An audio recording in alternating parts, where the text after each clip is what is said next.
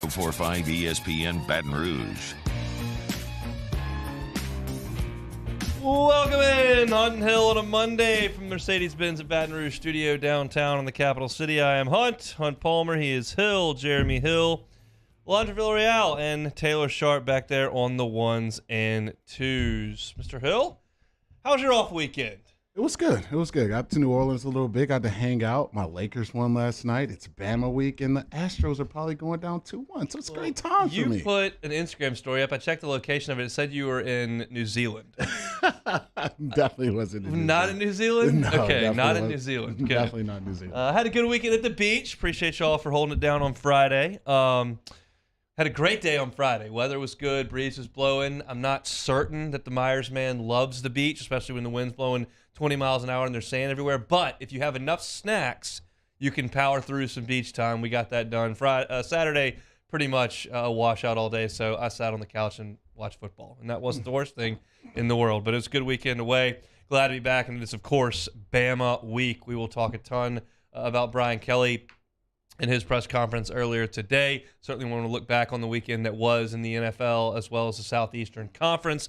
We'll start with the New Orleans Saints yesterday. Black and gold gets back on the right track, and for a minute there you're thinking they might be leading the South. Now Atlanta's right there, and we understand where everybody in the NFC South is. But story of the day yesterday for me, for sure, for the New Orleans Saints was just the defense showing up and really playing a great football game. Derek Carr did not have a ton of time, was not terribly accurate, didn't have anywhere to go with the football. Devontae Adams was a total no-show in the game. Josh Jacobs couldn't get anything going after he had run for 140 a couple weeks in a row. The Saints defense has not been great all year. Now, the Saints turning the ball over has hurt them in terms of field position and even points that have come back the other way. But they were really, really good yesterday, and it's a unit we thought needed to help carry this team. They hadn't through a month and a half, but they were really good in this one. Yeah, they were, and I thought that's the type of performance you needed, especially when you saw that Bucs loss for the Saints. That kind of get you going a little bit and really put you a lot closer than you thought you possibly could be at this point in the season. After you got to the start that the Saints have gotten to this season, I thought for me the decision from DA not to put Jameis back in there. I thought Dalton did a phenomenal job getting the ball out of his hands quickly, finding his targets on time and on target, and Kamara. I don't know about those trade rumors. I think they're probably going to keep that guy on the roster. I don't know if the Saints are moving that guy anytime soon here. And I thought the defense obviously backed the offense up, when they're scoring points, getting out to that 24-0 lead. Really didn't have to do much in the fourth quarter, and they played lights-out football. And anytime they're mortal Nathan Peterman's in the game, probably winning your favor. For the Saints, that's a big-time win. Yeah, Jarrett Stidham gets some action. The old Auburn Tiger. That was a total white flag there from the Raiders. Offensively for the Saints, you mentioned Kamara. They got him the touches he needed in some space. They did a good enough job up front blocking for him for his 18 carries, but they got him the ball outside with in the passing game 9 times. He does have the 2 touchdowns. They targeted him 10 times in the passing game. However, you got to do it. Whatever. Mm-hmm. Mike Thomas isn't out there. Jarvis has been banged up. Olave's been good, and you certainly leaned on him a little bit in the game yesterday. But you're not going to make too much money in the passing game with Raheed Shaheed and Juwan Johnson as your main guys. Marquez Callaway, Nick Vanette, so if those guys, if your A players are not available, then find your other A player out there in Alvin Kamara and get him the ball. They did that. Andy was fine. Nothing spectacular. He didn't make a single play yesterday that made me go, oh, my God, what a play by Dalton. But just get it where it needs to get. And 24 points isn't unbelievable, but it works out when your team gives up 0. Yeah, no, that's what you need. You need offense and defense being locked and key and really, kind of playing off of each other. And I thought the way they started that game, it kind of put the Raiders in a situation where when they were playing good football this year, they were really able to depend on Jacobs and kind of hand the ball off to him time and time again and really get him going that way. And kind of once you get down by that many points, it's kind of hard to hand it to your running back. So he ended up the game with only 10 touches. And for the Raiders, that's just not the brand of football, that they want to be playing. And so obviously when Carr kind of turns it over, he's not having a big-time day. It kind of puts the ball in the Saints' court to really do what they didn't do, and that's turn the football over and kind of let them get back in that football game. So for the Saints, you have to be, feeling a lot better about yourself going into this week. You kind of saw Kamara get really emotional last week, which you rarely see him do. And, he kind of backed it with his play, obviously, in the pass game and the way he ran the football, just getting him the touches. I thought that was probably the most important part rather than him kind of gashing you for 6 a touch or 5 a touch. You just want to hand it to him as many times as you can, really make them, respect the run game. And I thought, like you said, for Dalton, don't turn it over. And that's kind of why they felt comfortable, with him at the quarterback position. I thought, when their stuff wasn't there, he wasn't afraid to throw the ball away and just go to the next down. And I think that's the type of brand of football you're going to need from the Saints to get back in this NFC South. It's crazy to talk about, but it is the discussion. Two guys that you noticed in the game yesterday that you hadn't for various reasons in the past. Alontae Taylor is now healthy. You don't have Lattimore, so he's got to go out there against an all-pro. He breaks up 3 passes, makes 3 solo tackles. I thought was awesome. And then Peyton Turner showed up. If he was still on the team. You use a high draft choice on him, injured all the time, hasn't been productive. Every once in a while shows up in the preseason. Like, oh, that's why they drafted him. And he showed up, had a couple of sacks. Yep. Your guys are going to have to produce that you take in the early rounds of the draft. Specifically, you take him in the first round of the draft. And finally, he showed up and made a couple of plays. Yeah, you need that. And that's kind of what you envision when you kind of looked at this team on paper. It's like you look at the defensive line, you have Davenport, you have Turner, like you said, the veteran person that Cam Jordan's got to bring. And obviously, Enimata in the middle as well. You feel like, man, you got some experienced guys, you got some young guys, you got some talented guys up there. The fruit have to bear labor. And that's, I think, against this Raiders team, I definitely have. I'm going to give P. Warner some credit. That's a guy who's also battled a ton of injuries. To me, he was, really popping and making tackles and flying around the field yesterday, making plays. And that's something that you really, really need. And so to think, going into this game, talk to Luke Johnson, talk to Sharif going into it, it's like, man, Lattimore's not out there. It could be a long day for the secondary, but I thought the way the secondary played was huge, especially when you're missing your number 1 corner. I make fun of the next man up notion all the time because the next man's usually not nearly as good. But the next man stepped up in a lot of cases for the Saints yesterday. You mentioned Luke there. A couple of really good notes. You can follow him on Twitter @ByLukeJohnson. Always does some cool stuff like this. Only 6 of Andy Dalton's 30 pass attempts yesterday went further than 10 yards down the field. Inside of 10 yards, he completed 19 of 24. That's just what he is at this point. He's not going to stretch the field very much, especially with that receiving core the Saints are putting out there. It doesn't have a lot that's going to stretch the field. Yeah, Shaheed's fast. Yeah, Olave can do it a little bit, but it's just not the most explosive crew and not a deep ball heavy crew, especially not with Andy Dalton back there. So they're keeping things around the line of scrimmage for him. And an interesting note that Luke said about Cam Jordan as well. He got his 5th sack of the year yesterday. That's 11 years in a row with at least 5 sacks.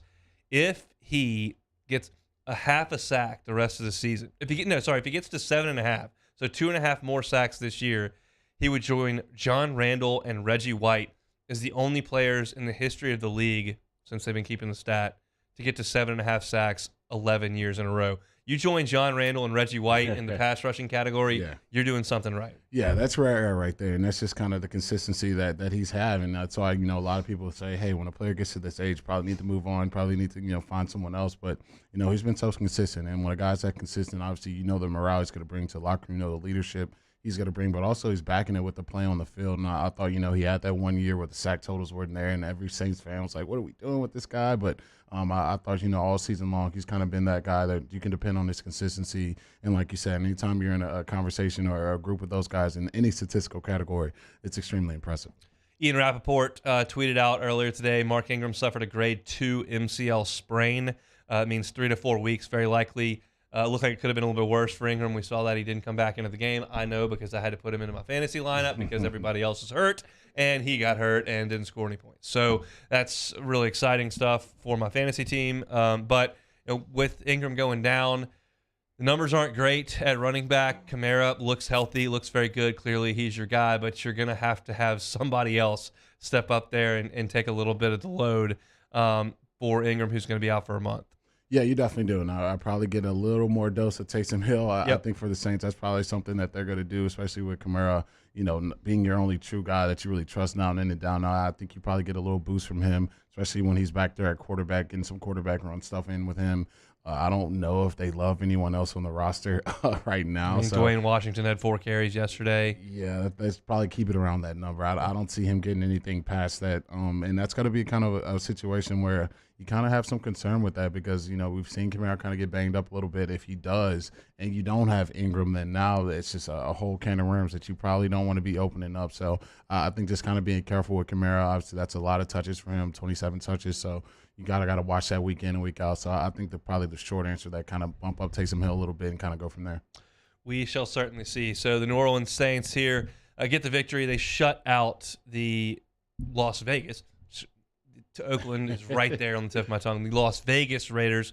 And all of a sudden you look up now in the standings in the NFL and you go to the NFC South and the Falcons are at 4-4. The Bucs are at 3-5, and the Saints are at 3-5, and the Saints have obviously beaten the Falcons. So you're right in the middle of it. I don't know what else to tell you. You're right in the middle of it. We'll talk about the rest of the league coming up in hour number 2, but you're in a reasonable position now, even though you've played very, very poorly. You still have a lot of flaws in this team. You still have a lot of injuries on this team, but nice to get a win there for the New Orleans Saints, and they'll kind of put their head down and mosey on forward to a game with Lamar Jackson and the Ravens coming up on Monday night this coming week. The opening hour each and every Monday brought to you by The Shed Barbecue. I was driving I-10 eastbound out to the beach on Friday, drove right past Ocean Springs, saw all the billboards for The Shed. If you've been there many, many times on your way out to the beach or whenever you may head that way out east, we got a shed right here now in Baton Rouge on Burbank. Tons of indoor seating area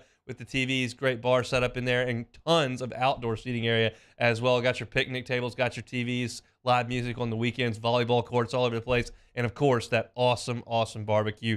They got your brisket, they got your pulled pork, they got your ribs. Their turkey is phenomenal, and the sides are fantastic as well. Mac and cheese is great. You can get your greens. You can also get your potato salad that I really, really enjoyed. The Shed, an awesome spot, and look, we know it's going to be a wild, wild weekend on campus. If you're heading out to a tailgate and you want somebody to cater that tailgate, The Shed can hook you up. Give them a call on Thursday, maybe Friday morning, say, hey, tailgate, just need a little bit of time to get it ready. They'll have it ready. You can pick it up on the way out to campus and enjoy some delicious Shed barbecue out there on campus before LSU and Alabama go at it on Saturday night in Death Valley. The Shed, bringing you the opening hour each and every Monday. We'll be back with more on Hunt and Hill. Hunt Palmer and Jeremy Hill. It's Hunt and Hill. LWCC is Louisiana loyal. They are elevating and celebrating champions of Louisiana each and every month. Last day of October here. Happy Halloween. And it's the last day we will tell you about this month's champion of Louisiana, Fresh Junkie Racing. Yeah, Fresh Junkie Racing is a group of racing enthusiasts that have taken their love of running and built a business providing citizens from across the state a way to get moving and stay moving. Created by athletes for athletes, Fresh Junkie Racing hosts world-class road racing events and triathlons right in Louisiana, welcoming crowds from across the globe to experience this place we call home. 3 more events from Fresh Junkie coming up later this year. Turkey Trot in Baton Rouge and over there in Covington. Those are on Thanksgiving morning.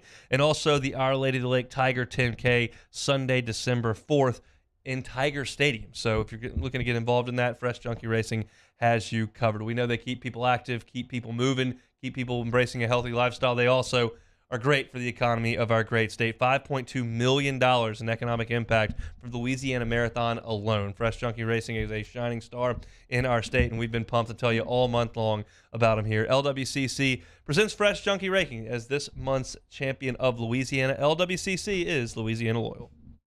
Our listeners fire off their opinions on the jimsfirearms.net hotline at 499-1045. Keep listening for your next chance to shoot us your thoughts with the jimsfirearms.net hotline on 1045 ESPN Baton Rouge.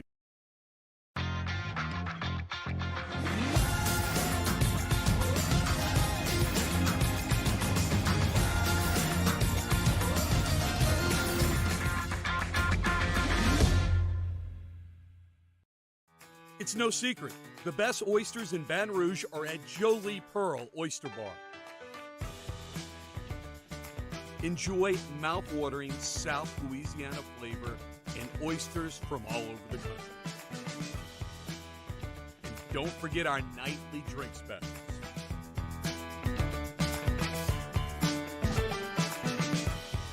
Jolie Pearl Oyster Bar, located in downtown Baton Rouge.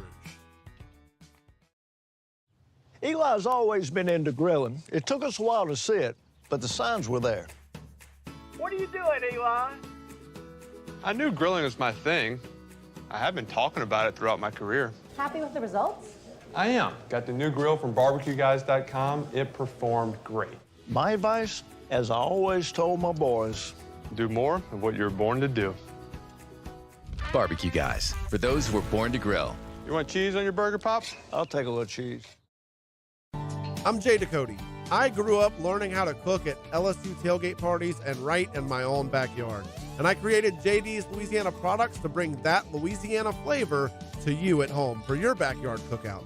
JD's Louisiana barbecue sauce, Louisiana molasses mustard, spicy and sweet barbecue rub, and more are available at your local supermarkets or by logging on to jdacody.com/shop. Put in promo code CST for 25% off at checkout.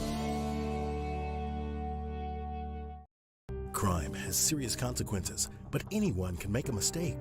If you find yourself in trouble with the law, know that you have rights, and it's okay to demand them. The law offices of O.C. Brown are here to protect you and your rights. Felony or misdemeanor, DUI or drug charge. No matter what crime you're accused of, you still have rights. Let the law offices of O.C. Brown uphold them. Call 225-343-1111. Your law firm for a lifetime.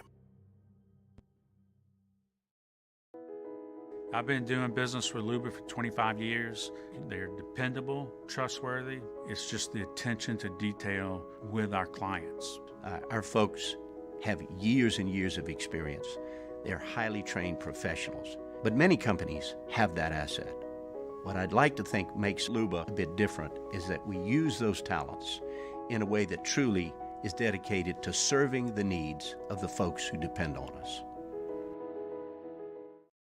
Gulf Coast Bank and Trust is giving our customers the power to bank anywhere, anytime during this challenging event. And we're right there with you. Our mobile banking app is a smart way to manage your money. Matt Moscona inviting you to join us for Monday's AFR, presented by Relief Windows. We'll recap Saints Raiders, and it's LSU Bama week. We'll start to take a look at the Tigers and the Tide. Cole Kubelik will join us 3 to 6. 104.5 ESPN Baton Rouge.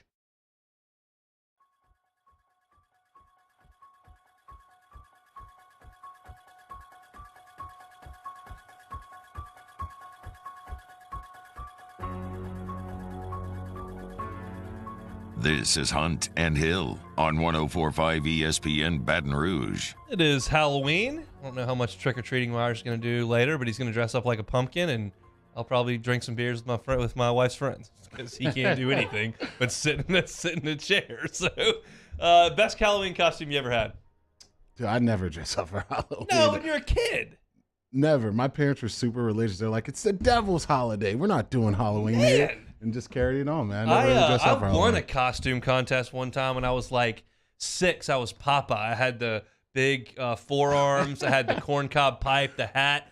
I think I got some cash out of it. My mom probably took the cash. I don't know if I ever saw it, but I did win. I know for sure that I won first place. Popeye was legit.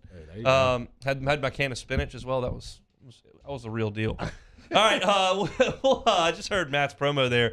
After further review, Cole Kubelik's going to join him later today. Cole, of course, played at Auburn. Big news out of Auburn today. Brian Harsin has been fired. We'll talk about that at the end of hour number 1. Wanted to spend this segment kind of getting into LSU Bama week. Here it is. And we had last week, and I think we did a pretty good job last week of not diving too deep into this thing. You got to mention it here and there because of the situation that has presented itself that we didn't think was coming, where LSU's really got a chance to make a statement here in this game. But you can go nuts for 2 weeks trying to get ready for LSU and Alabama, especially when you've got games like 2011, 2012, some of these games in 19 where you've got a couple top 5 teams and you can go nuts, paralysis by analysis, I think. But we didn't do a ton of it last week, and now we're here. Brian Kelly got to the microphone today and wish Saban a happy birthday. Nick turned 71 today. He's a well, maybe it is. Maybe your parents had a point there. That it isn't the best holiday because of Nick's birthday. But he said maybe that'll soften things up a little bit. I doubt that very seriously. I think Alabama's probably going to be coming in here ready to roll. But Brian Kelly did mention that he spoke to Nick Saban prior to taking the LSU job just about kind of life in the SEC. I thought that was interesting that Brian Kelly, who has not worked with Nick Saban ever, has competed against Nick Saban on a very bright stage in national championship game. And Saban obviously offered some thoughts, which I think was also odd because I feel like he would try to do everything to, why would he give anybody else any information when that guy's going to come down here and try to beat him? Yeah, no, he's definitely not. I don't think either one of these coaches, especially, when they've kind of gotten the age and their tenure in coaching, they're not trying to volunteer any type of information to help the other team out. They're not trying to give you any bulletin board material to hype the other team up. They're going to, try it out there on Saturday and, scheme you up as best they can and, see who comes out on top. So I'm not expecting any of that from either of those guys this week. So as far as updates from the press conference from Brian Kelly come, it appears that Jack Besh is going to give it a go at practice today. That is good news. It appears Major Burns is ready to go at safety. That's a really good thing. Garrett Dellinger not quite to that point. He called him day to day, said they're moving forward with the knee. He's obviously got that little cast on his hand from the hand injury, but the knee injury is the one that they're a little bit more concerned with. They're going to see what he can do over the next couple of days. Any of those more important than the other for you? I think, honestly, when you kind of look at the season, neither one of those guys, really have, impacted this offense at that level where it's like a huge piece missing. They've kind of gone other places. So for me, I think, if there was a week where you could get away with it, I think it'd be this week. I'm kind of looking at guys like Goodwin. Is he back fully healthy? Yeah. And some of the other guys that are going to be playing. But for me, I don't think it's going to move the needle that much. One answer that was interesting, and we'll have sound tomorrow, and Matt, I'm sure we'll play it a little bit later, but essentially Kelly was asked, okay, linebacker rotation, what are we trying to do here? And he basically said, we want to get the best players on the field. We want Baskerville out there. We want Ojulari out there. We want Perkins out there. He mentioned those three by name, said not that Penn has not played well, but against Alabama, you better get your best players on the field. So they had a week to figure out a way to get B.J. Ojulari and Hale Perkins on the field together and to be effective, and Michael Baskerville on there as well. That, to me, doesn't sound that hard to do. However, you know a lot better than I do on the X's and O's side of things. What do we need to look for there? Yeah, I think third down packages, anytime you see Alabama in a third and long situation, I think it makes that avenue a lot easier. I don't know if they feel comfortable with Perkins as a stack backer because all the responsibilities you have to do, being gap assigned, possibly having to run up with the guy up the seam and doing all the things you have to do as a stack backer. But I think they feel extremely comfortable with him just being an athlete and rushing off the edge. There's not much, IQ needed to do that. Just go get the passer and use your athletic ability and let him kind of take over that way. So until I kind of see him more getting those stack backer positions, I think it's going to be hard to make that avenue where they're kind of going to want to take Ojulari off the edge, put Perk on the edge, and then really still have Baskerville out there. I don't know if you're going to see that on a down-to-down basis, but I definitely see a third down package where you see all three of those guys on the field. Flipping sides of things, on the line of scrimmage, Kelly was asked about pass protection. And to me, it's very, very clear how teams beat Alabama. Your quarterback has to be phenomenal. It's got to be Hendon Hooker. It's got to be whatever got into Zach Calzada last year. It's got to be Joe Burrow. It's got to be Cam Newton, Johnny Manziel. The two Ole Miss guys played great in beating them, Deshaun Watson, Trevor Lawrence. That's what it takes to beat Nick Saban. He can do a lot of things schematically. What he can't do is take the ball out of your quarterback's hands. The only way to do that is to sack him. Mm-hmm. And so, more so than any other thing, the mobility of quarterbacks has given Nick Saban's defenses fits. It's the tempo, so he can't substitute and can't dial up the pressures that he wants, and the mobile quarterback. But that all goes out the window if you can't block. So the offensive front has got to be really, really good in this game for LSU. That was one thing I talked about last week of making sure whoever's going to be out there mentally is ready to go. You've had some guys move here and there because of injuries. Campbell can't play 1 week. Dellinger goes out a week. You're inserting Charles Turner after week 1. Like, there's been some moving pieces up front. You need to have everybody on the same page and understanding where they need to be and what they need to do. And so if you can keep Jaden Daniels upright, you can move the football on Alabama. Everyone else is moving the ball on them. So you can do that, but you got to protect. And Brian Kelly said sometimes we're going to have to do some max protecting because they've got a couple guys that can really give you problems in Dallas Turner and then obviously Will Anderson.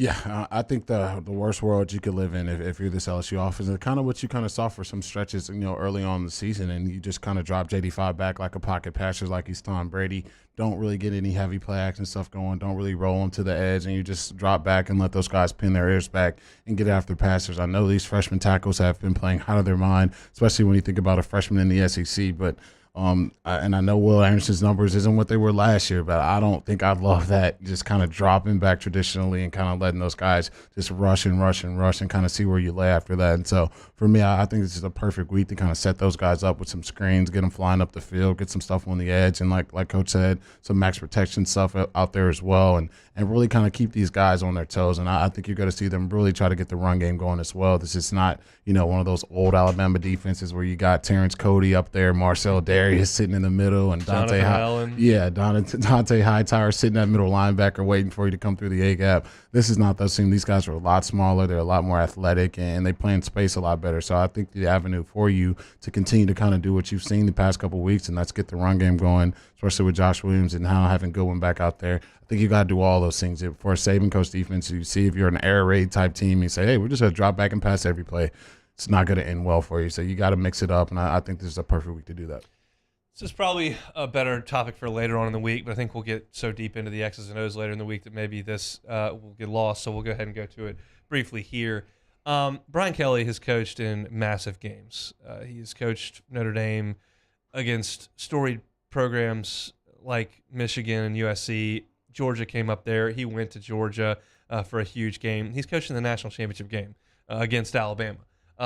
He's coached in massive football games, and so the lights won't be so bright, like, oh my God, this is unbelievable.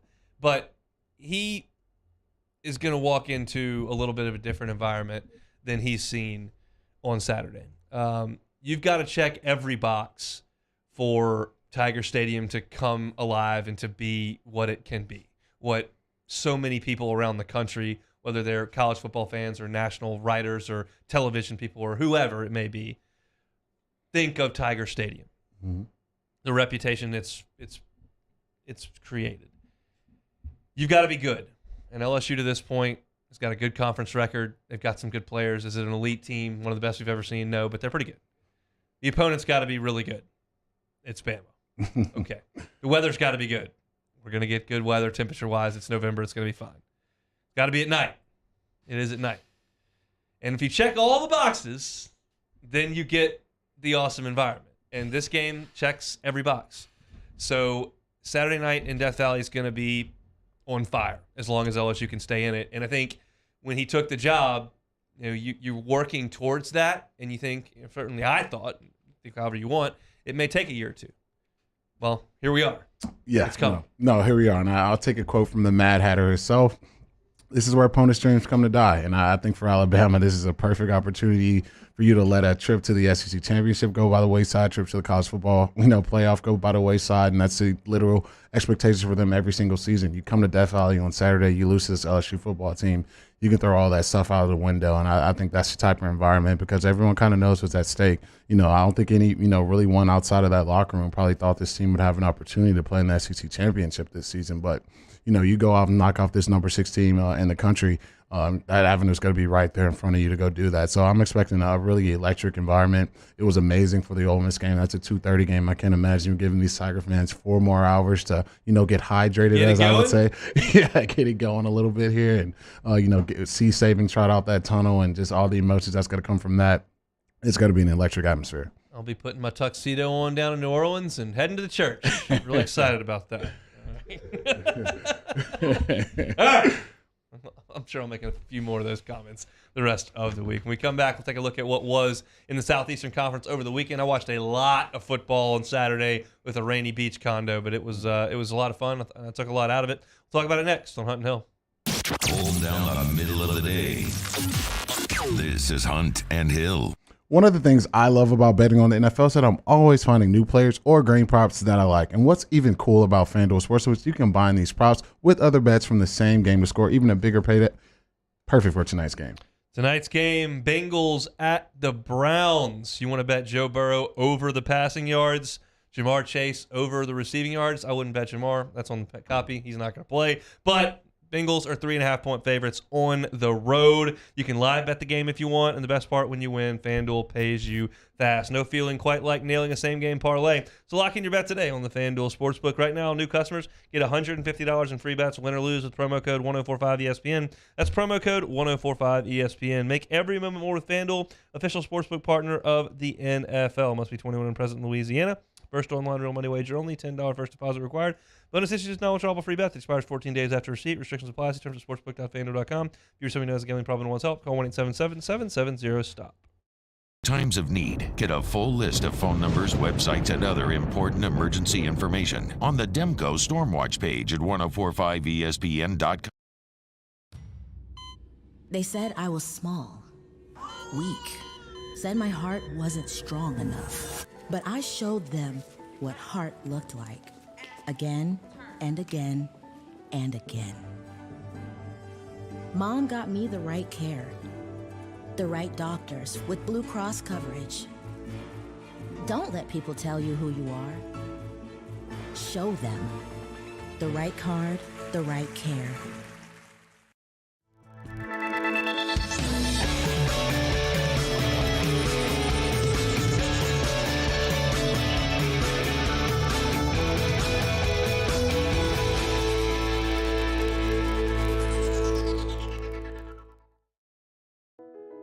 I've been doing business with Luba for 25 years. They're dependable, trustworthy. It's just the attention to detail with our clients. Our folks have years and years of experience. They're highly trained professionals. But many companies have that asset. What I'd like to think makes Luba a bit different is that we use those talents in a way that truly is dedicated to serving the needs of the folks who depend on us. Want more customers? Running Boards Marketing can help you get their attention. Imagine your brand's message on a giant LED billboard truck that can't be skipped and is nearly impossible to ignore. Running Boards Marketing is the leader in effective and affordable advertising on digital mobile billboards, which are 2 times more effective than traditional billboards. With a 97% recall rate, you'll leave a lasting impression with your customers. Visit us online at runningboardsmarketing.com so we can drive your message to where the people are. Follow us on Twitter at 1045ESPN to cast your vote in the Citizens Bank and Trust poll of the day. Vote daily inside Off the Bench, anytime. Hunt and Hill. And after further review, Citizens Bank and Trust brings you the poll of the day via Twitter at 1045ESPN. This summer, meet Acura's heroes of performance.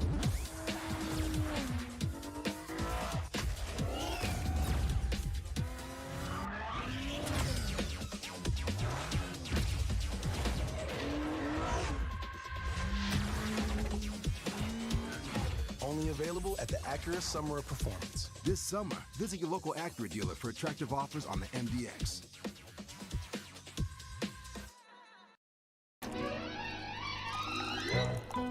Le posso offrire un caffè? Le posso offrire un caffè? Andiamo insieme da me, non c'è.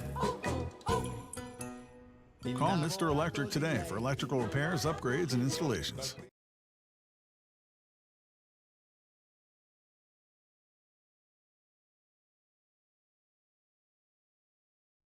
Monday evening edition of Game Time presented by Bet Rivers. We're live at Rouge Creole in Perkins Row, recapping all of the college and NFL action from the weekend on 104.5 ESPN Baton Rouge.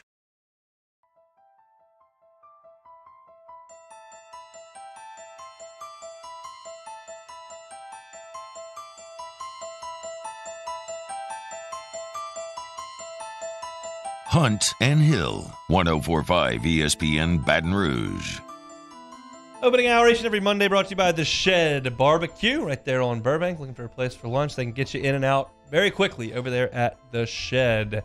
SEC action on Saturday ended up being the swan song of the Brian Harsin era. 11 o'clock kickoff on the Plains. Arkansas 41, Auburn 27. Hogs had 520 total yards. They ran it for 286 and threw it for 234. They basically did whatever they wanted against Auburn's defense, which is terrible. Auburn's offense wasn't bad. They were 11 of 19 on third down, which isn't bad. They had 468 yards of offense, and Ashford threw for 285, but they couldn't get a stop, and inevitably that was it for Brian Harsin. Auburn falls to 1-4 in league play.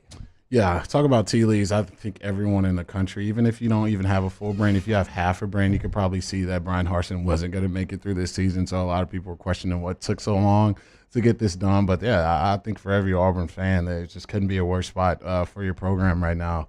Just really no pulse. And, when you're losing coordinators and we don't have to go through the whole, list of things that's happened to that team. And then you look at the play on the field for them. It just hasn't been well. But like you said, Ashford, he's kind of getting better, than having a game like he did and, rushing the ball the way he did, throwing the ball the way he did, and just, really still losing that game and allowing team to come into the Plains and score 41 points. It's not ideal for anyone. And so I thought you could tell when they're getting a new AD, there's no way Harsin was going to last very much longer than that. And kind of when you got that announcement, you obviously got this one right after. So I don't think that was a shock for anyone. We will talk about that in the next segment here to close out hour number 1. But I had the Hogs laying 3.5. You had Auburn, so that's a loser for you. Winner for me. World's largest outdoor cocktail party was the 2:30 kickoff.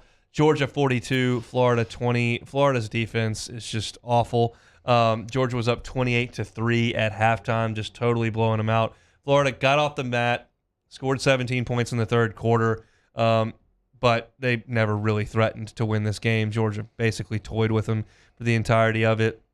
You had Dejon Edwards go for 106 yards for Georgia. Kenny McIntosh go for 90. Stetson Bennett threw for 316, did throw 2 picks, but, Florida's just not nearly good enough for Georgia, and they're now 1-4 in league play. Yeah, anytime you get a quarterback, Stetson really didn't have the best game, 19 for 38 with the 2 interceptions, but you got to play where the ball just carries off someone's helmet, carries off someone's shoulder. You just know it's going to be a bad day as a Florida Gator fan, and obviously it goes to the best tight end in the country, and so it's just even a double whammy for them, but I don't think anyone expected Florida to put up much of a fight. They kind of, like you said, had a good third quarter, but, for 4 quarters of football, it's just hard to see that team. And, of course, the spread, those stinky spreads, man, those stinky We were going to get to that. Stinky bad beats. The number was 22.5. We both had Georgia, and Georgia wins by 22. So the hook gets us, and that one we both lost the cocktail party. But now Georgia sets everything up for the Tennessee Vols. Missouri at South Carolina. We were both on Mizzou there. South Carolina had a little juice because they had won 4 in a row, and I figured they were probably overvalued because they're still not very good. And Missouri is still playing hard, and they've been in some games, and turns out South Carolina is not very good, and Missouri goes to Williams-Brice and gets a 23-10 win. South Carolina could not get anything going on offense, only scored the 1 touchdown. Spencer Rattler just isn't playing very well. He doesn't have a lot of weapons, and the offensive line's not great, but 20 of 30 for 171 yards, no touchdowns and a pick against Missouri stinks. Yeah, no, it's not very good. Now, I think when you parlay that with 32 rushing yards at home, you're just not going to win. 23 carries for 32 yards. Yeah, you're just not going to win football games. And you lost to the fist pump man itself, my boy Eli. Now you can fist pump a little bit, my man Eli. Go on the road, beat a ranked. This is what we talk about with these ranked teams. Like you beat a ranked South Carolina football team, but yeah, Missouri, you got a big time win there on the road, and I don't think I expected much from Rattler, and that kind of back with this play.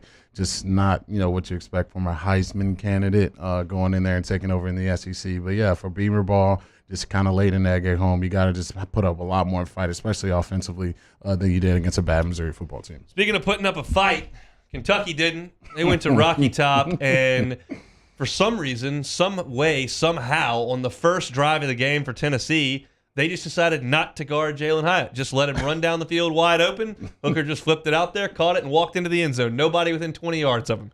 That's not a great plan, and there was no great plan for Kentucky. Here's the deal with this game, and this will be my take on this moving forward. What Mark Stoops has done at Kentucky is impressive.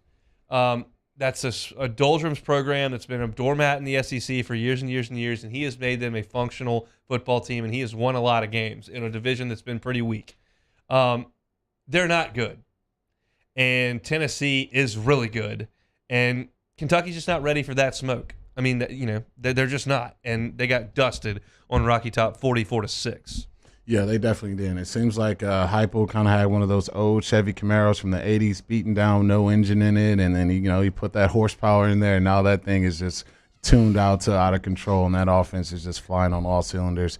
Hyatt, man, I don't know what these defensive coordinators are doing. You got Monday, you got Tuesday, Thursday, Wednesday, Friday, even Saturday morning. Cover that guy. Like, he's just lighting the world on fire.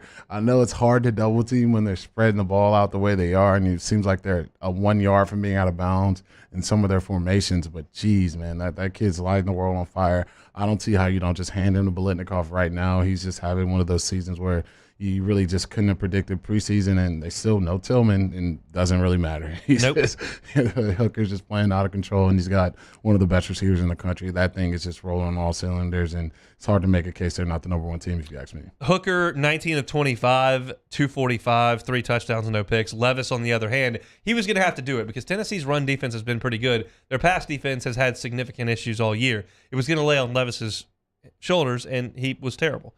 16 of 27, 98 yards passing and 3 picks without a touchdown. He just played very, very poorly. Tennessee controlled the game from the beginning, and they're really good, no question about it. And then the fireworks in Kyle Field for a lot of different reasons.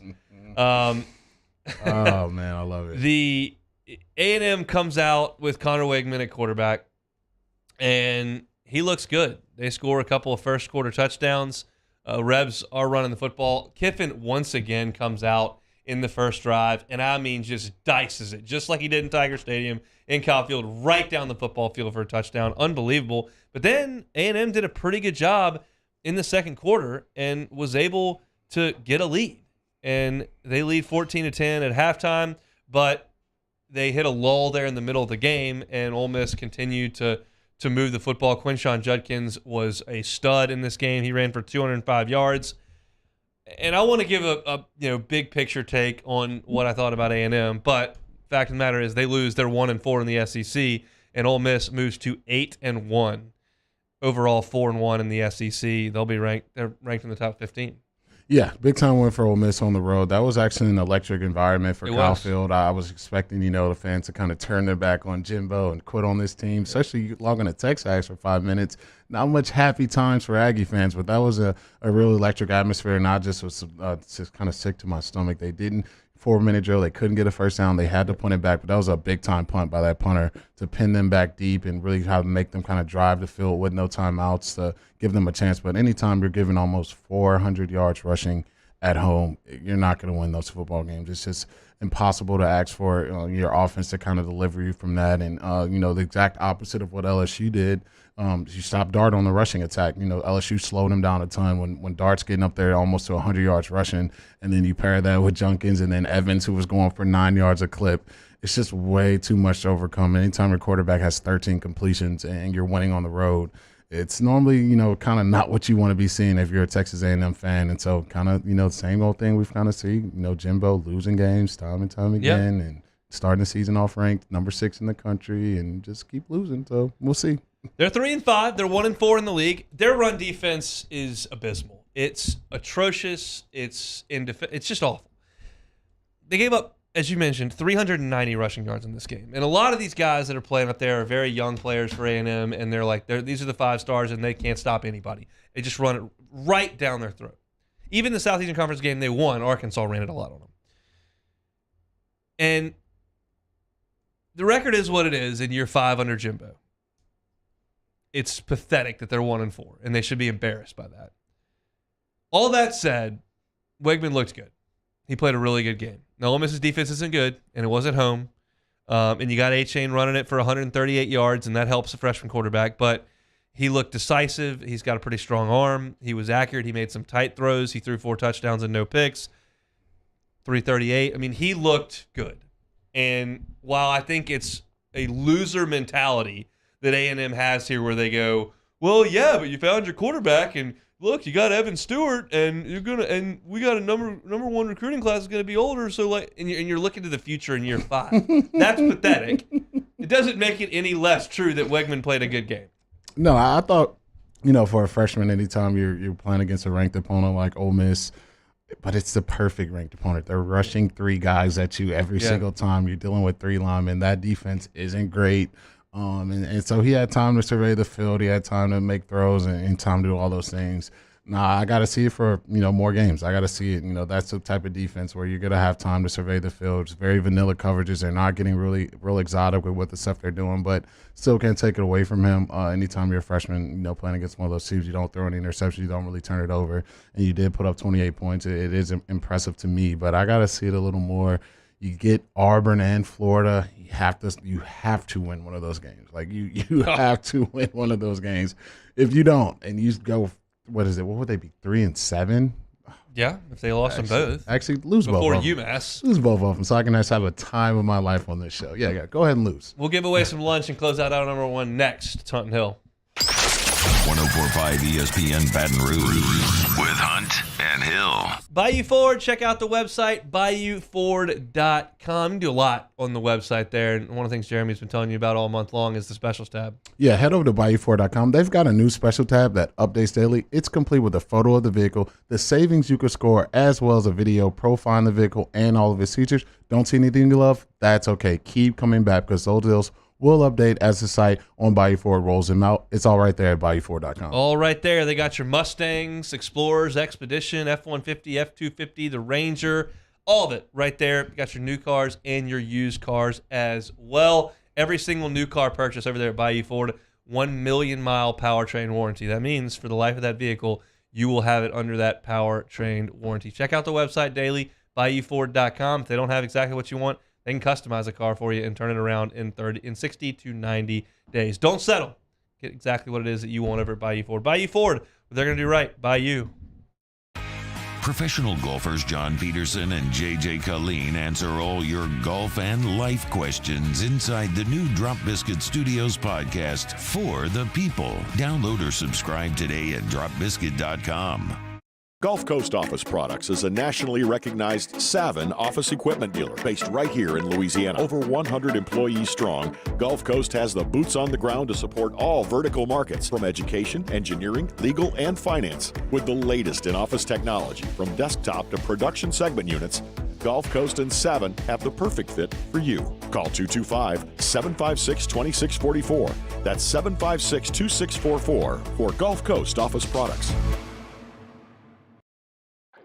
Oh, hey, what's up? It's Big D and Bubba, 100.7 The Tiger Morning Show. We'd love for you to join us every weekday, 4 a.m. till 9 a.m. Yeah, everything you want in a show. Country music. We got laughs. We got celebrity in-studio guests. We just need you. Join us every weekday morning, 4 a.m. to 9 a.m., right where it all started. That's right. Louisiana's country station, 100.7 The Tiger. Service Mastery Elite create clean, disinfected work environments. As a local business, we take pride in serving the New Orleans and Baton Rouge areas.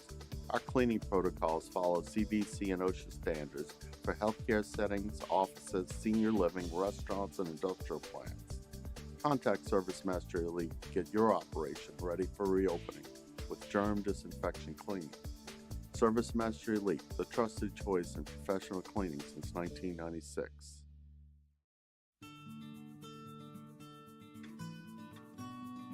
This is a house call. This is a follow-up appointment. This is a diabetes checkup. This isn't just more convenient care, it's more advanced care. This is innovating healthcare at Louisiana's #1 hospital, Auctioner. There it is, the extra mile. On the border of expected and extraordinary for those willing to go further, like vans customized for work or play, with safety and tech to keep you connected, supported by a 5-star sales, service, and finance team, and backed by the 1-star you know. So go the extra mile. It's never crowded because so few have what it takes to go there. Mercedes-Benz Vans. It's no secret. The best oysters in Baton Rouge are at Jolie Pearl Oyster Bar. Enjoy mouth-watering South Louisiana flavor and oysters from all over the country. And don't forget our nightly drink specials.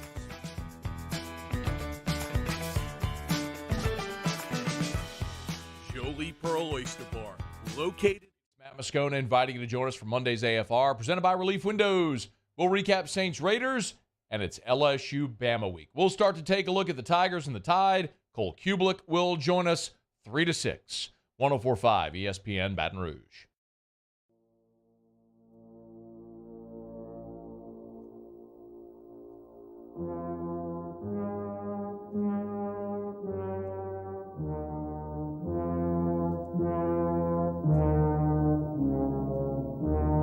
This is Hunt and Hill on 104.5 ESPN Baton Rouge. Additional news coming out of Auburn, Alabama that I want to take some time to react to, so we will get to that at the top of hour number 2. Obviously, by now you know Brian Harsin has been relieved of his duties. John Cohen going to be the new AD over there at Auburn. He leaves his alma mater, Mississippi State, so we'll get to all that at straight up 2 o'clock. Let's give away a little bit of lunch here, courtesy of The Shed, who brings you the opening hour each and every Monday here on Hunt and Hill. Ashari Robinson is the winner of our lunch this week of the House Fiscal Division over there. We will contact you, Ashari, and get you set up with some lunch from The Shed. I want to remind you, if you're heading out to campus this weekend and want some barbecue at your tailgate, The Shed, happy to accommodate you. Give them a call Wednesday or Thursday. Say what you want, when you want to pick it up, and they will help you out. Highly recommend the brisket. Highly recommend the pulled pork as well. They got your ribs, sausage, chicken. The turkey is awesome. Get those sides as well. Sweet potato casserole is great. I love fried okra. Big time sucker for that. Mac and cheese, a staple, as well as collard greens as well. Or just looking for a place to swing by, grab something cold to drink, and some great food. The Shed over there on Burbank, across from Traction, near Traction on Burbank. Great, great, great barbecue, and they bring you the opening hour each and every Friday here on Hunt and Hill. How are we feeling about the Bengals tonight? You got the shirt on here. Bengals headed to a division game on the road. Jamar Chase out for about a month. FanDuel likes him a little bit. Does have the Bengals as a 3.5-point choice in this one. Where are we feeling? A little worried about Chubb. Always worried about Chubb, but it's Joey B versus Brissett. I'm going to go with Joey B in the crew, man. He's really on fire right now. I am a little worried about Myles Garrett coming off the edge. That could be a low cause for concern, but the rapport he has with Higgins and Boyd is really, really high. And so even with Jamar being out of that lineup, I still feel real comfortable about him going on the road and figuring out a way to win. And that'll obviously keep them entrenched in first place, tied with the Ravens. And so it'll be a big-time win for the Bengals if they can pull that off on the road. He sounded in an interview that he did earlier this week like, we had a brand-new offensive line. It has a rookie on it. We brought in a couple free agents. Like, it took us some time to get it together. And, I mean, statistically, you can look at it. He got sacked 1 billion times weeks 1 and 2. Cowboys had a lot to do with that. But he got sacked a ton. And then recently, it hasn't been nearly as bad. So, that's one of those guys. If you can keep him upright, he's going to do a lot of damage, especially with the weapons that he's got. It helps they get Mixon going. But Joe has shown that he can just kind of take it over through the air, and he's throwing for 4 bills half the time. Yeah, he definitely can. And the last thing you want is a quarterback like him to get his rhythm back and get that confidence going, because it permeates. It permeates throughout the locker room. It makes the defense want to get stops to get that guy back on the field. And the receivers are in rhythm. They want to go out there, get open, catch balls. They know if they get open, the ball's going to hit them right in the chest. And that's just the way Joe's been playing these past few weeks. And that kind of stuff carries you out through a season. You saw them last year kind of have all these same concerns we talked about to start the season, but they got on fire, to end the season, and it carried them all the way to a Super Bowl. So anytime you got so many guys that went on that run last year, they know what it feels like. They know what it's like to go on that run and get hot. And obviously, like you said, the revamped offensive line, they're starting to protect him now. Those are things you need to get Joey B going, and I think he's going to have a big time game tonight. Browns are a little tough to figure out because the record's terrible. You're looking at 2-5, and you've lost 4 in a row. Your only wins are against the Panthers and the Steelers. All that sounds really bad, but you lost to the Jets by a point. You lost to the Falcons by a field goal. You lost to the Chargers by 2. Now, the Patriots dusted them, but then you lost to the Ravens on the road by 3. So you're in all these games, just haven't been able to close them, and I guess that's the point of this league. You got to close games or else your record's going to suck. Yeah, no, it is. And so many games come down to one possession. I think it's like over 80% of them do. And so normally those games come down to a few plays. And if you can make those plays, you're going to be on the other side of it. If you're one of those teams who, have those bonehead bad football plays where, you turning it over, dropping punts and doing all the things that lose you football games, you're going to be on the other side of that. So, the good football teams, they find a way to win those tight games. They don't make the bonehead plays on the stretch. So I think that's going to be a big part of it, playing that good brand of football to kind of get you on the other side of it. really feel good about the Bengals if they can win this game. It is on the road. It's in the division, prime time. But if they can go get this win, that would be 5 of 6 that they've won, and their next 2 games are against the Panthers and the Steelers. So that's a comfy spot to be in if they can get home. Yeah, they definitely have. And you kind of seen the Steelers, even though they had that big-time win, I think no one expected them to get for the most part of the season. You got your boy Money Man Mitch in the crew, and then now you got the rookie quarterback out there just not really lighting the world on fire. And so when you kind of look at that Bucs win or the struggling Bucs team, that win isn't really that impressive. So if you're the Bengals, big spot for you to kind of win this game, get a little payback on the Steelers, and really put yourself in a prime spot, to have a home playoff game and really kind of do the things you want to do this season. For the last 6 for these Cincinnati Bengals, Chiefs, at the Bucs, Buffalo, Baltimore. So those aren't as fun. I realize the Bucs record stinks, but it is what it is.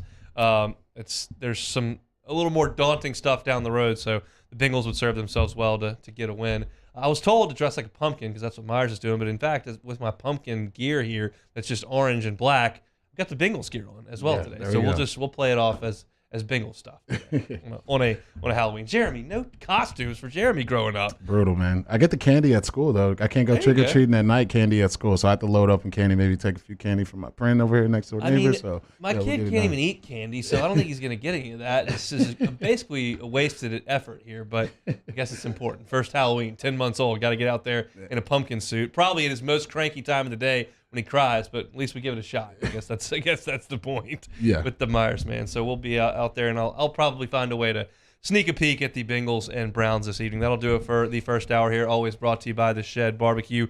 On Mondays, we opened up talking Saints and their win over the Raiders. Brian Kelly press conference reaction, then went over the SEC. Coming up in hour number 2, actually at 2 o'clock, Pete Futek is going to jump on from College Football News. Lots to talk about with Pete. Want to do that with him, and then we'll get into what's going on at Auburn, as well as a recap of the NFL weekend that was coming up. So we'll have Sports Center. Come on back with us for hour number 2 of Hunt and Hill. Hunt Palmer and Jeremy Hill. It's Hunt and Hill. One of the things I love about betting on the NFL is that I'm always finding new players or game props that I like. And what's cool about FanDuel Sportsbook, you can combine these props with other bets from the same game and score even a bigger payout, perfect for tonight's game. Love the same game parlays. I've also got an odds boost on FanDuel for tonight. Bengals to win the game, Joe Burrow to throw for 250, and T. Higgins to have 50 receiving yards. If all those hit, plus 300 over there at FanDuel, so you'll get $300 on a $100 bet. It's easy to use. You can bet the games live, and the best part, when you win, you get paid fast. No better feeling than nailing a same-game parlay, so lock in your bet today on the FanDuel Sportsbook. Right now, new customers get $150 free in bets, win or lose. The promo code 1045ESPN. That is promo code 1045ESPN. Must be 21 and present in Louisiana. First online real money wager only. $10 first deposit required. Bonus issues, non-withdrawable free bets. Expires 14 days after receipt. Restrictions apply. See terms at sportsbook.fanduel.com. If you're someone who has a gambling problem and wants help, call 1-877-770-STOP. When I was a boy, I spent my days climbing trees, catching fish. Barefoot in the river I walked, listening to crickets, counting stars. This was home. After my stroke, I wondered if I'd make it back to the people and places I love. But I got the right doctors with Blue Cross coverage. Your card matters. Your home does too. Enter now for a chance to win a catch and cook fishing experience from the Louisiana Charter Boat Association with me, Chef Jay Ducote, winner of Beat Bobby Flay. Register now at gocatch.com. That's GEAUX catch.com.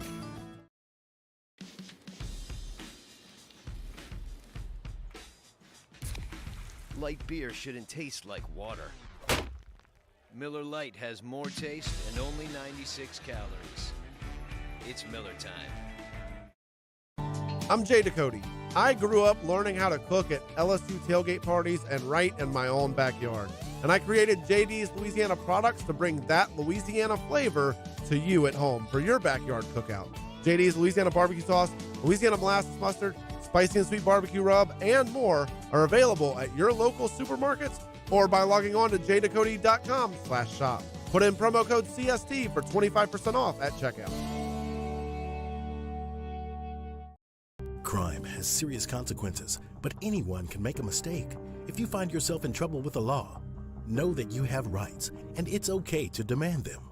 The law offices of O.C. Brown are here to protect you and your rights. Felony or misdemeanor, DUI or drug charge. No matter what crime you're accused of, you still have rights. Let the law offices of O.C. Brown uphold them. Call 225-343-1111. Your law firm for a lifetime. I've been doing business with Luba for 25 years. They're dependable, trustworthy. It's just the attention to detail with our clients. Our folks have years and years of experience. They're highly trained professionals, but many companies have that asset.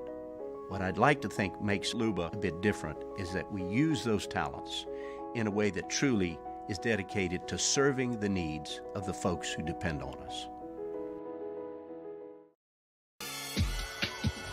This summer, meet Acura's heroes of performance.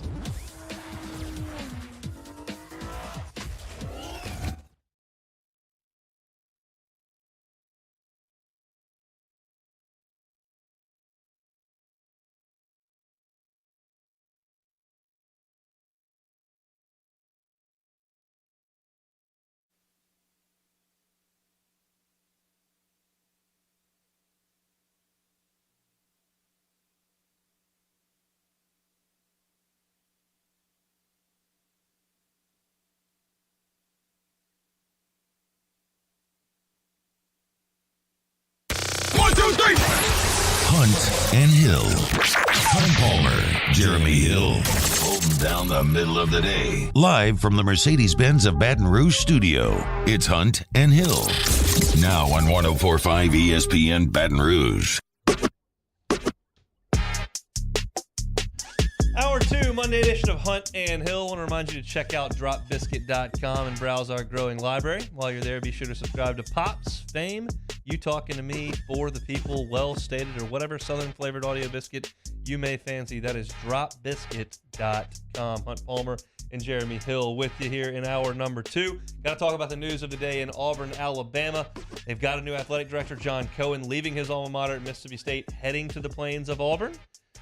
His first job is going to be to hire a football coach because Brian Harsin was relieved of his duties today. He will no longer be the coach there at Auburn, so they are dipping back into the old well to pay a buyout. They just paid Gus Malzahn $22.5 million. Now they're going to owe Brian Harsin about $15. So a lot going on at Auburn. We'll talk about that a little bit later. And we'll also talk about it with Pete Futek, College Football News. Pete joins us on the phone lines now. Pete, how are you?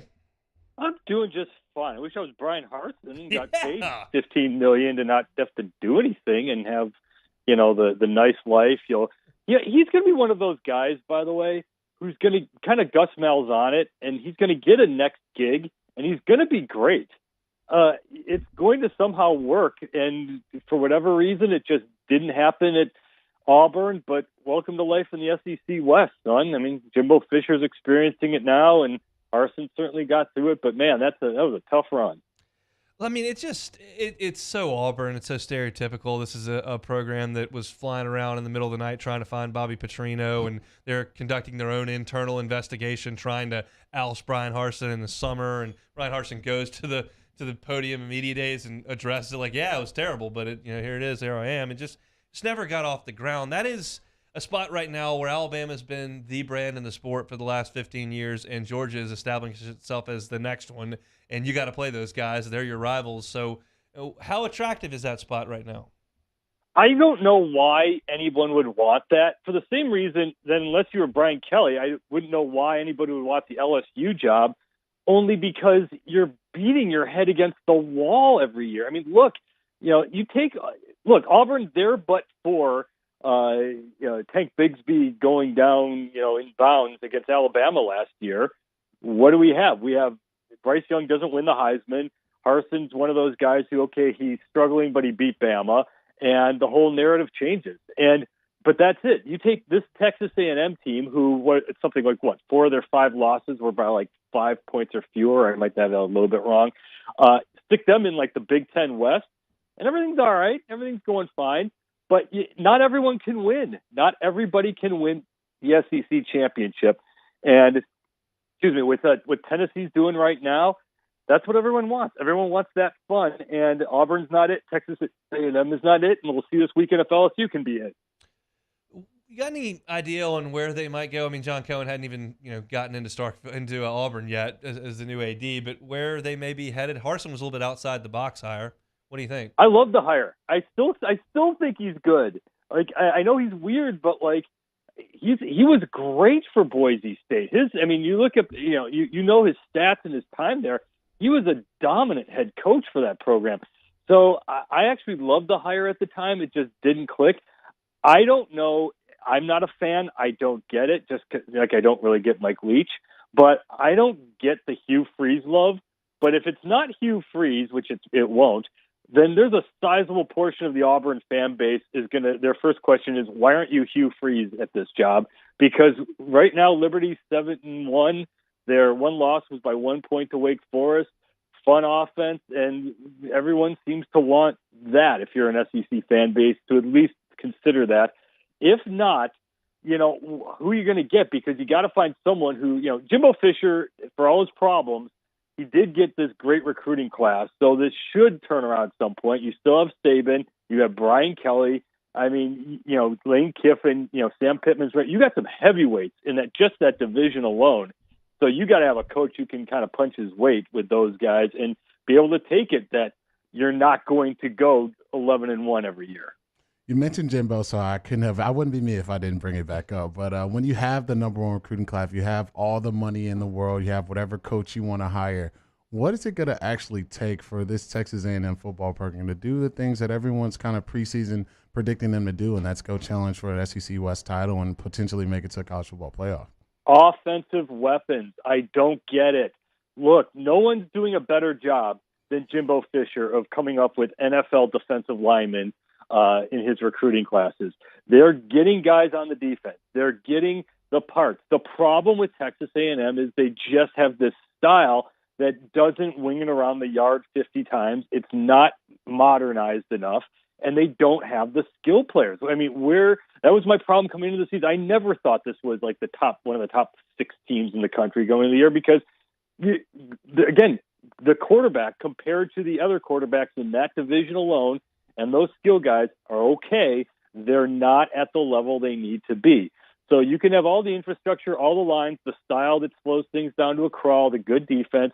But if you don't have, a Bryce Young coming in, if you don't have a Hendon Hooker, if you don't have, one of the star type of caliber quarterbacks that the SEC has, it's just not going to work. It's not that they don't have 5-star guys. They're just not clicking in. So they've got to get more offense, and it just starts with that. Pete Futek from College Football News is our guest. Obviously, A&M fell on Saturday to Lane Kiffin and Ole Miss. Lane had them in the Sugar Bowl last year. He's got them with one loss to this point in the calendar right now.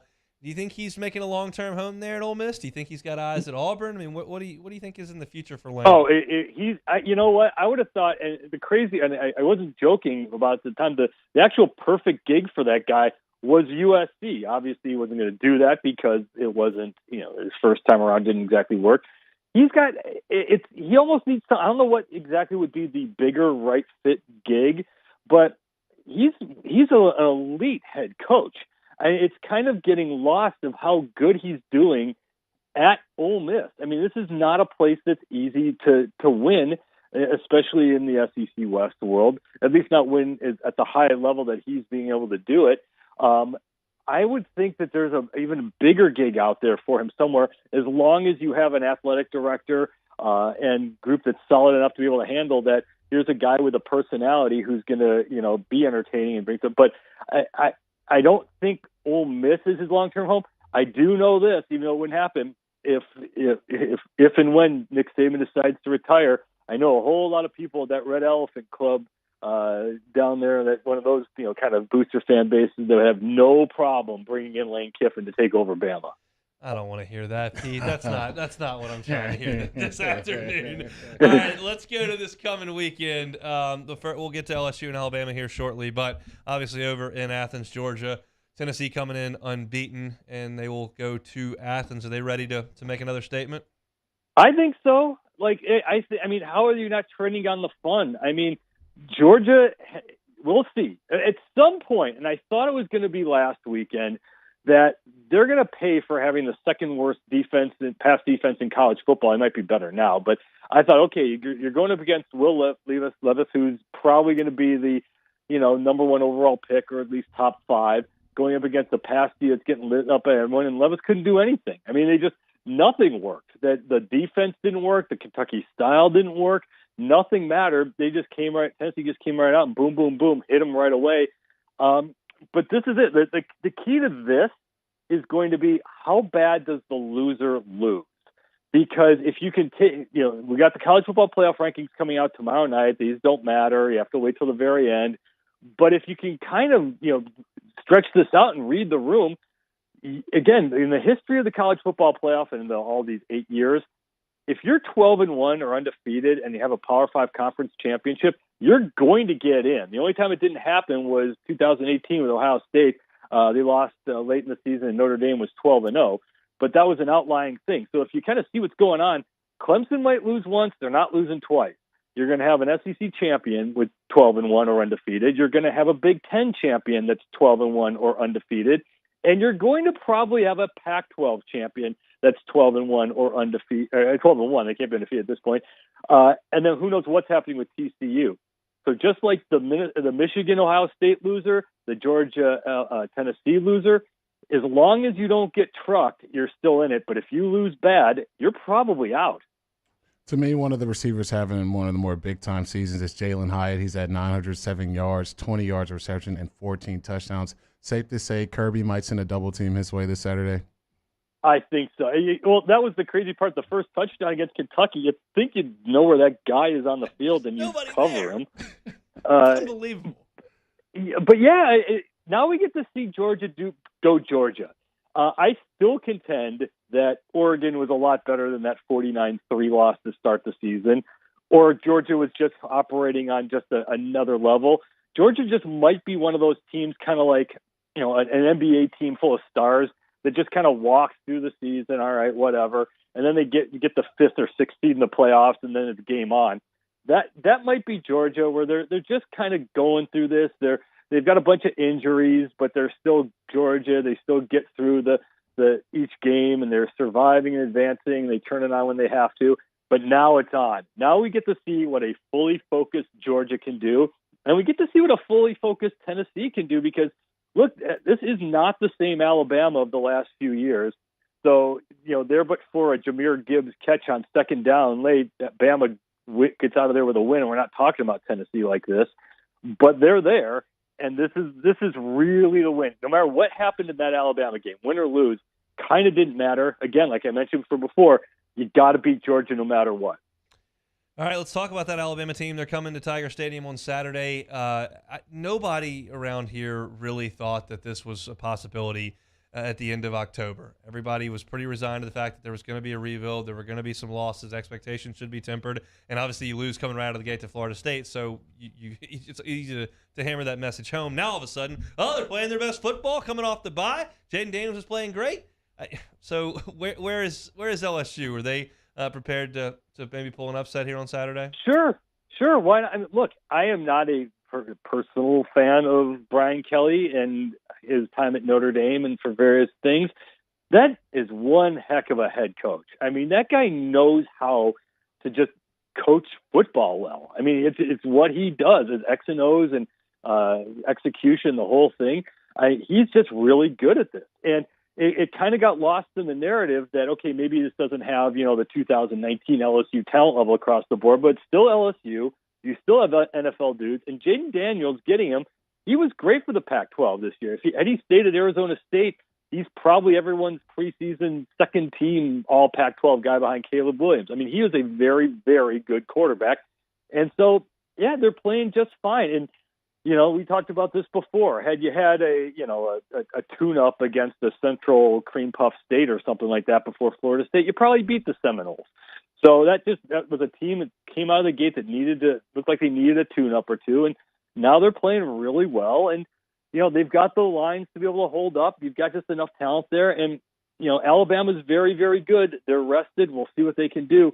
but that secondary can be beaten. They're obviously having penalty issues. At least they did against Tennessee, and they certainly did against Texas.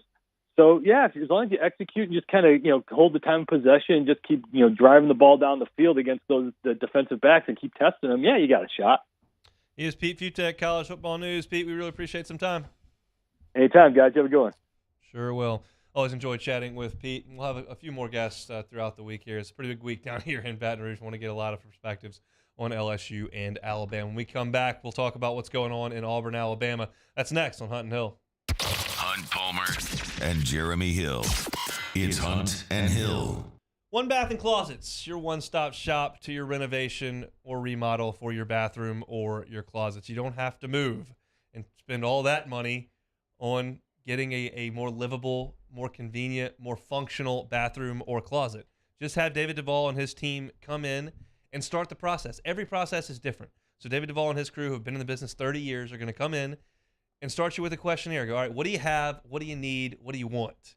Okay, here's what we can do for you. It may be just using the space you have more efficiently. It may be knocking out a wall and totally renovating the entire thing. But you don't know until you start that process. Go to their website, onebathandclosets.com, and look at some of the things that they can do, especially in the bathroom, where they can do a tub-to-shower conversion. If you've got just one of those porcelain tubs just sit there and you want to knock that out, pull it out because you don't take baths, and you want to just put in a gorgeous glass shower right there, they can do that for you. And look, as far as the closets goes, tell them we sent you. Tell them Hunt and Hill sent you over there to One Bath and Closets for your closet renovation. 30% off. 30% off of that process. They're going to do it right the first time and leave the competition behind. It's One Bath and Closets, the website, onebathandclosets.com.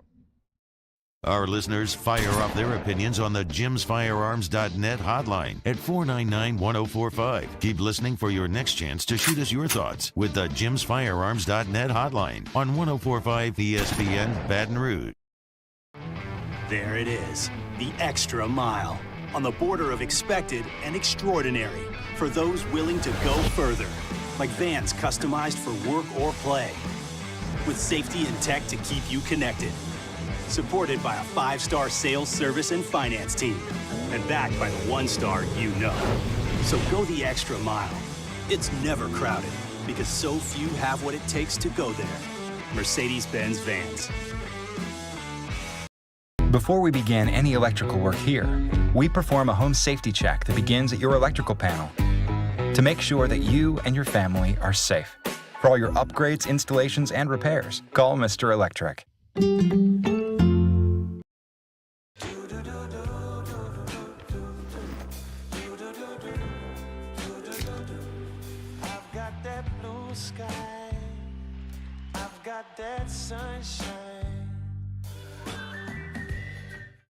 Want more customers? Running Boards Marketing can help you get their attention. Imagine your brand's message on a giant LED billboard truck that can't be skipped and is nearly impossible to ignore. Running Boards Marketing is the leader in effective and affordable advertising on digital mobile billboards, which are 2 times more effective than traditional billboards. With a 97% recall rate, you'll leave a lasting impression with your customers. Visit us online at runningboardsmarketing.com so we can drive your message to where the people are.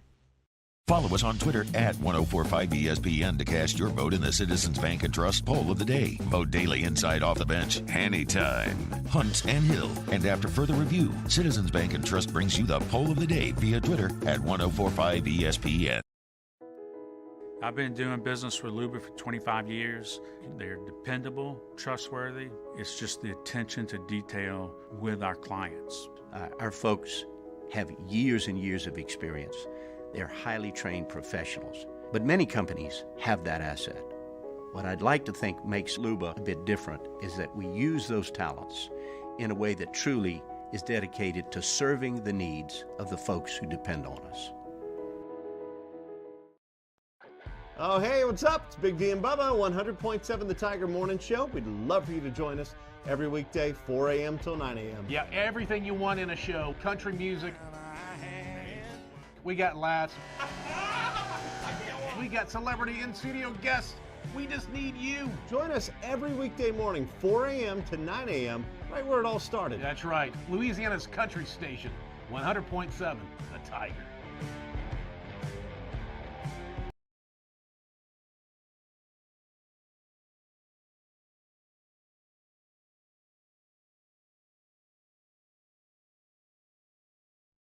Monday evening edition of Game Time presented by Bet Rivers. We're live at Rouge Creole in Perkins Row, recapping all of the college and NFL action from the weekend on 104.5 ESPN Baton Rouge.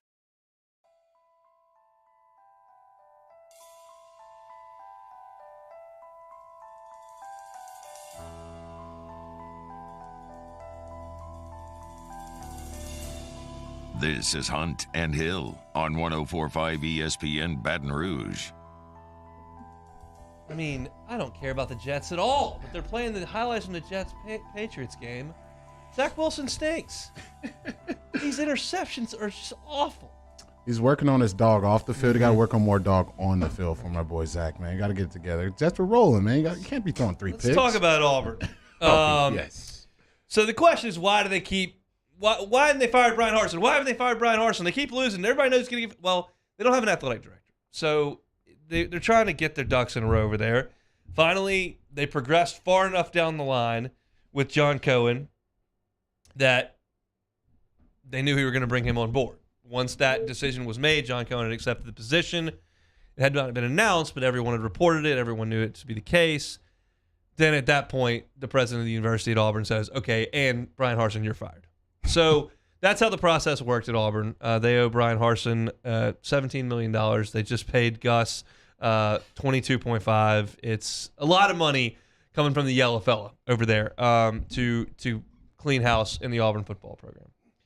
First thing is you've got John Cohen taking that job. He played baseball at Mississippi State, was a baseball coach at Mississippi State, got them to the championship series, then became the athletic director, and has been the athletic director at Mississippi State, his alma mater, since. And he is leaving his alma mater to go to Auburn.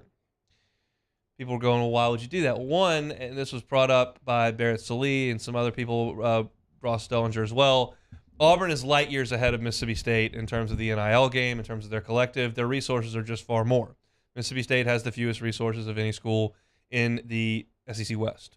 Auburn has more. Now, the expectations change drastically when you go to Mississippi State, and when you go to Auburn, and your competition level, the whole thing changes. But that's why John Cohen is doing that, and now his first job is going to be to go get a football coach. My thing on John Cohen is I'm not sure why everyone thinks so highly of John Cohen. His first hire as athletic director was Andy Cannizzaro, who left Starkville in disgrace. Then he hired Lamonis, who, of course, won a national championship. Great. They were terrible last year. He hired Ben Howland. That didn't work. He hired Joe Moorhead. He was gone immediately.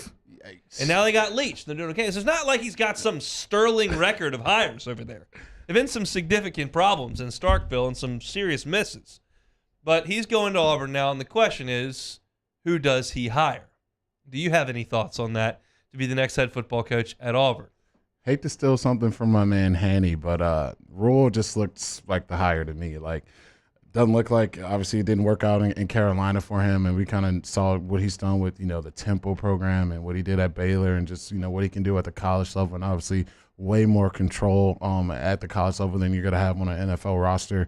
To me, that sounds like the best hire, but, knowing Auburn, they're going to try to go for the splash. They're going to try to go for the guy that can take down Saban, and that sounds like something like a Hugh Freeze hire, maybe a Lane Kiffin hire. Obviously, if you go that Lane route, you're going to be paying him $9 or $10 million a year. And then looking at these buyouts they're just playing, maybe you're going to have to give Charles Barkley a call. No, he just made that big TNT deal. They got money at Auburn. Yeah, Jimmy Rain will cut a check. I don't know if Charles Barkley will or not, but they got money at Auburn. Yeah. I think they're going to go for the splash hire, but it's just hard, man. That's just why I don't believe in the A&M program and some of these other programs, because that big guy in Tuscaloosa is not going anywhere. They're not slowing down anytime soon. And so whoever you do hire, that's going to be active you year one. They're not going to give you, you got 3 seasons for the Iron Bowl. We'll give you time to build this thing up and, fix this thing.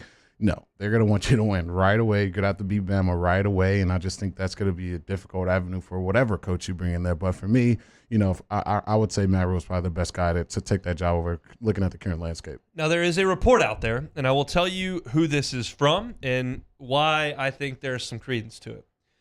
Brandon Marcello covered Mississippi State for the Jackson paper when John Cohen was the baseball coach there.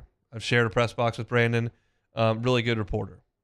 He then left that beat and went to Auburn and started covering Auburn and ended up at 247. He did a good enough job covering that beat at Auburn to become 247's national college football reporter. So respected in what he does in breaking news. Brandon is not an X's and O's guy. He's not a film breakdown guy. Brandon is a reporter. And he's got relationships with people in Starkville and John Cohen, and he's got a lot of relationships with people that matter at Auburn. Brandon is already reporting that number one on Auburn's list is Lane Kiffin. Now, whoever told Brandon that has a reason to do so. Maybe it's on Lane's side, saying, hey, Ole Miss, you're paying me 7.5. I want 9. You see you're 8-1. You see you went to the Sugar Bowl last year. You see what can happen when you don't have a very good coach. Give me more money. Very possible. Or it may be true that Auburn has him circled, and it wouldn't surprise me if Lane already told him, yeah, I'd take that job. Like, Lane doesn't operate like everybody else. And you sense his frustration when he's talking about NIL and recruiting, talking about some of the shortcomings that there are financially in Oxford. So I'm not here to project that Lane Kiffin's going to be number one on the list, but that's been the report from Brandon Marcello, who is a good reporter. This is not some Yahoo running a site or a blog or with a Twitter feed. He's very respected, especially when it comes to those two programs, Mississippi State, John Cohen, Auburn. That's his neck of the woods. He's covered those two. Here's a name, Deion Sanders. I just heard Deion talk about, I'm really happy at JSU right now, but, if there was some offers out there, I would entertain them. But I think what Deion's trying to do, once his kids are gone, I think then he'll entertain a lot of those offers. But it's, got the starting quarterback there, kids is starting safety. I think he's got to coach those kids through their time in college. And then I think that's when he's going to start looking at one of those big-time jobs. So right now, I don't see Deion kind of moving from Jackson State, but I think further down the road, I could see him moving around. But no, I don't think right now he's leaving. For those who aren't aware or don't care, like Deion has Jackson State at 8-0. They are undefeated this year. Beat Southern last week, had game day. Remember, he got a top 5 player in the country. Last year, they were 11-2. So by any metric, wins and losses, you want to call it a publicity stunt, you want to talk about Barstool or NIL deals or prime time or whatever, they're winning a lot of games. They're 19-2 in their last 21 games. Now that's in the SWAC. It's a different world, different scheduling, different budgets, different level of talent. No one's suggesting it's not, but if you hire him, all the lights are coming, and he can get into any living room in the country. Just a matter of, do you want to take a guy from the FCS and make him your guy? Deion's not every other guy, but the thought was that if Mike Norvell fell through, that Deion would end up at his alma mater. Well, Norvell's winning some games this year, and it doesn't appear right now that they're going anywhere. Auburn's open. So that's an interesting one to think about. Probably not where I would go, I don't see it for Auburn. If it was Florida State, maybe a school like that, but the Auburn head coach, I just don't see it. I know he's in the Aflac commercials with my man Nick, but I don't know if Auburn's going to trickle down that. I think Lane seems way more feasible, and I think 9 may be a little too low. I think that Lane may be pushing 10 with what he's kind of done at Ole Miss. And, if you're Auburn and kind of looking at where that thing's going and him kind of knowing the insides of that Alabama program the way Lane does, I think it's going to take a number like that to kind of, lure him away from Ole Miss. So, yeah, I would go more Hugh Freeze than I would go Deion. I just don't see that avenue right now. I do, know the recruiter he could be, and he would have to put a phenomenal staff together if he was a coach, but I just don't see the Auburn faithful going after Deion. I think one of the most proven coaches available, especially with Southeastern Conference roots, is Dan Mullen. Now, I don't think you're going to hear that name surface because Dan Mullen left John Cohen at Mississippi State to go be the head coach of Florida.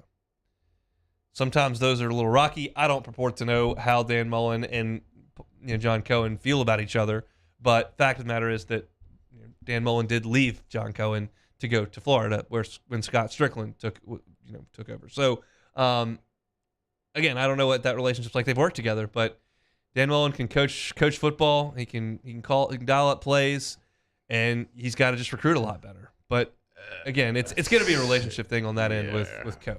Yeah, I don't see the Mullen thing. Look, you're the Auburn coach. You know who you directly are in recruiting battles with every single week, every single month for 12 months out of the year.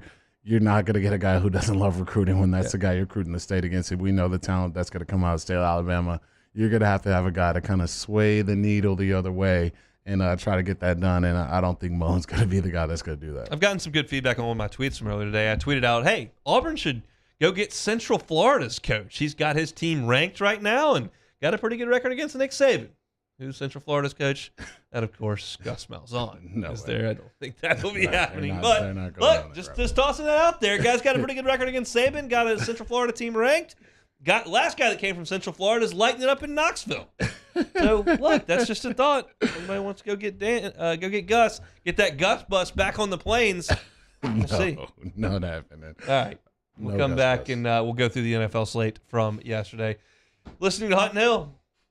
104.5 ESPN Baton Rouge with Hunt and Hill. Reliable Roofing and Construction. Check out the website, reliableroofingbr.com. Yeah, so happy to tell you guys about Reliable Roofing, a family-run, owned, and operated residential roofing company. They've been in business since 2008 with over 30 years of roofing experience. Appreciate them all month long for giving their customers $1,000 off their roof replacement for breast cancer awareness. Lionel Hayes is a Baton Rouge man, born and raised, started his company here in his hometown, and he's here to serve. Not one of these guys who's just going to come in, try to make a quick buck after there's some sort of storm issue and then leave town. You never see him again. Reliable Roofing has been in Baton Rouge and will be in Baton Rouge for the duration of its time. And we're so happy to have them as a partner here on Hunt and Hill. Every single job, 5-year labor warranty, a 5-year labor warranty over there at Reliable Roofing and Construction. Check out the website, reliableroofingbr.com. You got a ton of pictures of all their work there. They are very proud of it, as they should be. Again, the website, reliableroofingbr.com. In times of need, get a full list of phone numbers, websites, and other important emergency information on the Demco Stormwatch page at 1045ESPN.com. Service Master Elite create clean, disinfected work environments. As a local business, we take pride in serving the New Orleans and Baton Rouge areas. Our cleaning protocols follow CDC and OSHA standards for healthcare settings, offices, senior living, restaurants, and industrial plants. Contact Service Master Elite to get your operation ready for reopening with germ disinfection cleaning. Service Master Elite, the trusted choice in professional cleaning since 1996.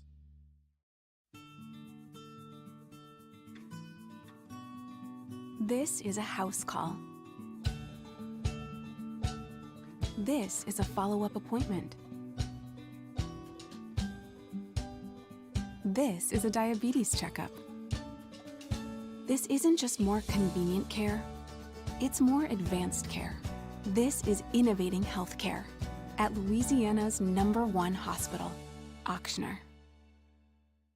Gulf Coast Office Products is a nationally recognized Savin office equipment dealer based right here in Louisiana. Over 100 employees strong, Gulf Coast has the boots on the ground to support all vertical markets, from education, engineering, legal, and finance. With the latest in office technology, from desktop to production segment units, Gulf Coast and Savin have the perfect fit for you. Call 225-756-2644.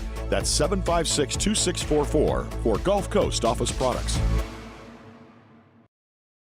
It's no secret, the best oysters in Baton Rouge are at Jolie Pearl Oyster Bar.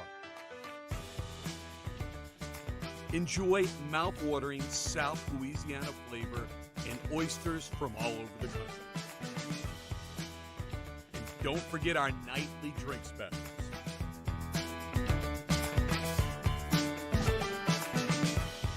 Jolie Pearl Oyster Bar, located in downtown Baton Rouge. Eli's always been into grilling. It took us a while to see it, but the signs were there. What are you doing, Eli? I knew grilling was my thing. I have been talking about it throughout my career. Happy with the results? I am. Got the new grill from barbecueguys.com. It performed great. My advice, as I always told my boys, do more of what you're born to do. Barbecue Guys, for those who were born to grill. You want cheese on your burger, Pops? I'll take a little cheese. I'm Jay Ducote. I grew up learning how to cook at LSU tailgate parties and right in my own backyard. And I created JD's Louisiana products to bring that Louisiana flavor to you at home for your backyard cookout. JD's Louisiana barbecue sauce, Louisiana molasses mustard, spicy and sweet barbecue rub, and more are available at your local supermarkets or by logging on to jducote.com/shop. Put in promo code CST for 25% off. Matt Moscona inviting you to join us for Monday's AFR, presented by Relief Windows. We'll recap Saints Raiders, and it's LSU Bama week. We'll start to take a look at the Tigers and the Tide. Cole Kubelik will join us 3 to 6. 104.5 ESPN Baton Rouge.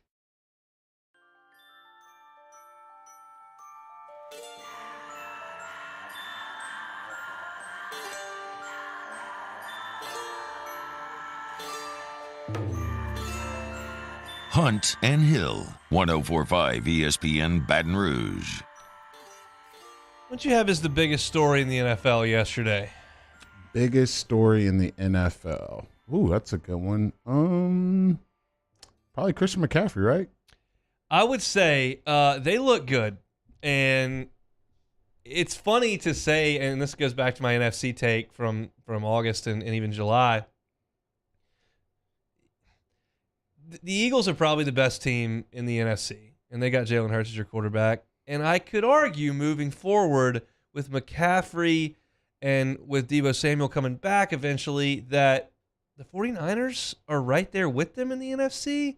I mean, I realize they're 4-4, but hear me out with those weapons and that coach and their quarterback, Jimmy Garoppolo. Jalen Hurts and Jimmy Garoppolo? Yeah, no, I don't think anyone was predicting that preseason. Those are two big-time stories. But, yeah, I think, you see the 49ers. They just push the Rams around.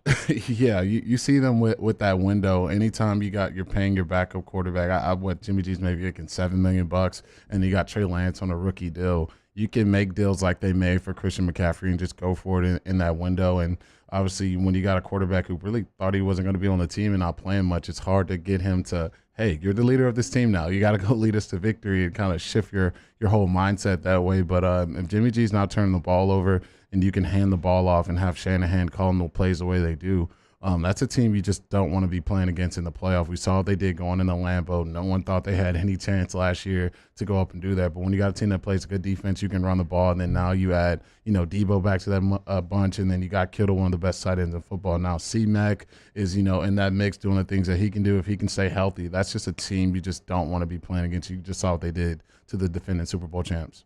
So if we stay in the NFC, and we're talking about the top half of the NFC, and by records, Minnesota is 6-1. Man, they're playing close football games. I mean, you beat the Lions by 4. Saints, the crossbar helped you out. Beat the Bears by a score. Beat the Dolphins by a score. Beat the Cardinals by a score. You're doing enough, and that's all it's asked. Patrick Peterson had some things to say about the Cardinals yesterday, about them leaving some hateful mail in his locker. But your boy Kirk 6-1. Dalvin Cook running the football. You got Jets making absurd plays. I like the Vikes, man.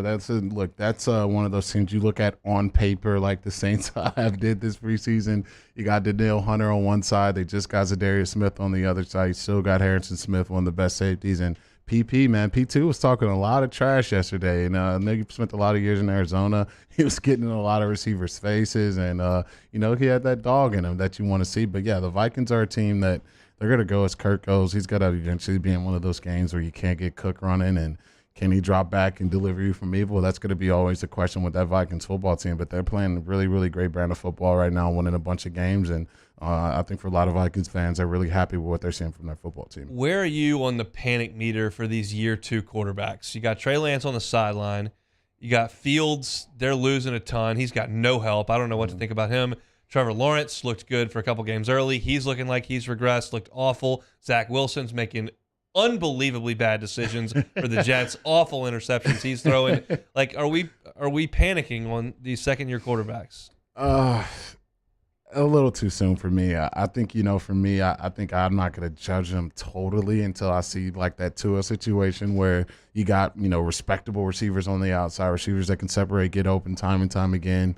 And I think for all of them, they really don't have that. I think especially for Trevor, they paid a boatload of money to Christian Kirk. Yep. No, he started off the year okay, but I don't think he's in anyone's conversation for even a top 20 receiver in this league. And so you're throwing to a bunch of 2 and 3 receivers week in and week out, not the greatest offensive line. And then I think Fields and a lot of these other quarterbacks in the very same situation where, they really don't have those number one receivers on the outside where they can drop back and, really have a security blanket to throw the ball to. So I'm not going to throw them all under the bus just yet. I mean, a lot of people did that with Josh Allen after his year 2. And it's like, yeah, this kid stinks. He went top 10. Like, who? What are you doing? And then now you kind of see what he's become. So I'll give them a little more time. It's so hard to win in this league, especially when you don't have the weapons. But they definitely don't look like, the top first-round picks that you picked them out to be thus far. Are you buying the Seahawks? Not yet. Not yet. I know Geno's playing well. They're well coached. Carroll just has a way of coaching football teams, man. And some guys, he's the second highest paid coach in football. You're seeing why he is that way. That guy's getting paid over $17 million to coach football, and you see why. He's doing a phenomenal job with that roster, that defense. When you kind of look at it, you don't see the Pro Bowlers everywhere. Jamal Adams out for the season, and, they're finding a way to get stops. They're finding a way to win football games. That offense is scoring enough points. I told you about those Giants, man. I told you just let those weeks build up week by week by week, and we'll see kind of where they lay at the end. Not sold on them. So, to me, they beat a okay football team, but I think for the Seahawks, that coach is really getting them where they need to be. Was that Lockett quote in the press conference directed to Russell Wilson? I didn't hear what he said. I saw him with DK and yeah, Geno, there were like 3 of them: Geno Smith, DK Metcalf, and Lockett. And I don't know what the question was, and it wasn't. It may not have been. It may just been about the culture of Seattle. But he said, "It's amazing what you can accomplish when nobody cares who gets the spotlight." And maybe that's what he believes, or maybe that's a shot at Russell Wilson, who it appears has turned into the biggest heel in the league out of nowhere. That's definitely a dig at Russell. And then I saw the Marshawn quote, which is very weird. I play with a lot of guys, a lot of big-time quarterbacks, a lot of players, and Russell doesn't give his phone number to teammates. You got to go through the handler and manager. Got to go through the That's just going to rub guys the wrong way. Like, we're going to war every Sunday, especially the offensive line. We're blocking for you, making you look good. The receivers were catching the ball for you, making you look good. And that's just going to rub the wrong way. And then you kind of look at what he's doing this year. He's doing pirouettes on the 50-yard line and basking in the sun and doing all this stuff. It's like, it's just not making it a good look for you, Russell. And then you talk about, doing all the stuff he's doing on the airplane. It's just one thing after another with that guy. So it's going to just rub guys the wrong way because we're all doing the same thing you're doing. We put our pants on, shoulder pads on, helmet on the same way. We're all trying to win, and it's just a bad look. So if you ask me, yeah, it does seem like a dig at Russell Wilson. All right, Taylor Sharp. We got the Cowboys hanging 49 yesterday on the Bears, moving to 6-2. Dak back in the lineup, and they asked Jerry Jones after Pollard goes for 131 and 3 scores. He said, should he be the starting running back? And Jerry says, no, we need Zeke. He's physical. He'll punish you, and he can hit the big plays. I'm giving Pollard more carries. No, Pollard deserves more carries. I like the duo of both of them, though. He doesn't have quite the power in between the tackles that Zeke does. I like the 1-2 punch. I'd be okay with a 50-50 split. How are we feeling about Dak? The offense cooking a little bit. Are we thinking this is a contender here? I think so. Dak has a lot more rapport with Dalton Schultz. Cooper Rush did not get him the ball at all. You got to get him involved. He kind of just force-fed CeeDee Lamb. Dak's spreading the ball out a little bit more. I'm liking what I'm seeing.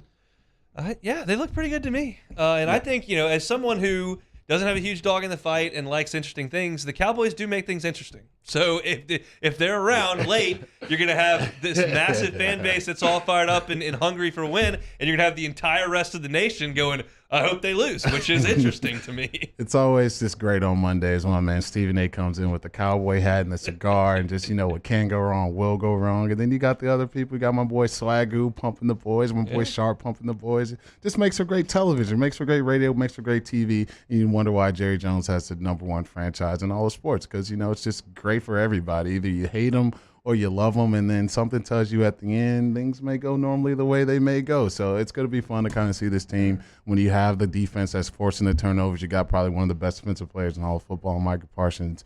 If the Cowboys are going to do it, it seems like I've been hearing this my whole life. This is the year. This is the year. By the way, the Parsons touchdown is incredible. That is Such a ridiculously awful play by Justin Fields. I've never seen that in my entire life. The ball is clearly a fumble, and Parsons falls on the ball on the ground, and Trey Lance runs right up to him, Justin Fields jumps over him, lets him get up and run it back for a touchdown. All he had to do was just touch him. Myers could have touched him. I guess, that's what they say, man. He probably doesn't want that $15,000 fine in his locker for hitting a defensive player. I don't know what he was thinking, but that's just bad football, and bad teams, they make bad plays, and that was just a bad play for the Bears. And, Micah got in the end zone. I don't think many other defensive ends gets up and scores a touchdown the way he did and just, finds a way to get in the end zone. But, yeah, that dude's special, but Fields is probably going to get a little tongue lashing in the meeting room definitely today. Last one. Are the Packers done? Yeah, they're done. I think anytime, and it's like the exact opposite of the Saints. And when you kind of look at the top of your division and you be like, okay, they're 6-1. We are not 6-1 or anywhere close to that. It just makes it so hard. You virtually have to run the table. I don't hear any RELAX from my boy Mr. Rogers this year. It's not telling anyone to calm down and relax. So normally when you're not hearing that guy, basking in confidence, it's normally not a great thing. And so their avenue for, making that, winning their division, it's really gone. And then now you're going to be looking at possibly having a wild card chance. I don't think it's a good time for the Packers. Yeah, I pretty much, you can probably say they're done. We'll come back and close it out. It's the Monday edition of Hunt and Hill. 104.5 ESPN Baton Rouge with Hunt and Hill. One of the things I love about betting on the NFL is that I'm always finding new players or game props that I like. And what's cool about FanDuel Sportsbooks, you can combine these props with other bets from the same game, score even a bigger payout. Perfect for tonight's game. You want to bet Joe Burrow over the passing yards tonight against Cleveland? You can do it. Nick Chubb to score a touchdown. You can do that as well. Bengals 3.5-point favorite on FanDuel, -178 on the money line. Over under tonight is 45.5. So jump in and place your bets. You can live bet during the game and get fast withdrawals when you win. Look, there's nothing like nailing a same-game parlay, so lock in your bet today on the FanDuel Sportsbook. Right now, new customers getting $150 in free bets, win or lose, with the promo code 1045ESPN. That is promo code 1045ESPN. Make every moment more with FanDuel, the official sportsbook partner of the NFL. Must be 21 and present in Louisiana. First online real money wager only. $10 first deposit required. Benefits non-withdrawable free bet. Expires 14 days after receipt. Restrictions apply. See terms at sportsbook.fanduel.com. If you're somebody who has a gambling problem and wants help, call 1-877-770-STOP. Professional golfers John Peterson and JJ Colleen answer all your golf and life questions inside the new Drop Biscuit Studios podcast for the people. Download or subscribe today at dropbiscuit.com. Follow us on Twitter at 1045ESPN to cast your vote in the Citizens Bank and Trust poll of the day. Vote daily inside Off the Bench, anytime. Hunt and Hill. And after further review, Citizens Bank and Trust brings you the poll of the day via Twitter at 1045ESPN. We get it done with strength, commitment, dedication, grit.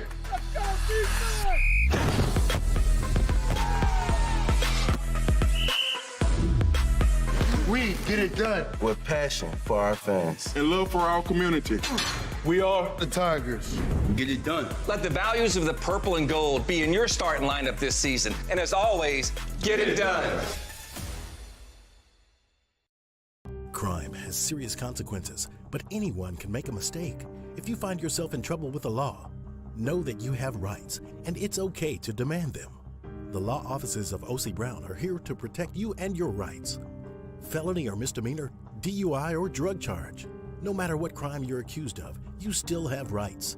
Let the law offices of O.C. Brown uphold them. Call 225-343-1111. Your law firm for a lifetime. I've been doing business with Luba for 25 years. They're dependable, trustworthy. It's just the attention to detail with our clients. Our folks have years and years of experience. They're highly trained professionals, but many companies have that asset. What I'd like to think makes Luba a bit different is that we use those talents in a way that truly is dedicated to serving the needs of the folks who depend on us. This summer, meet Acura's heroes of performance.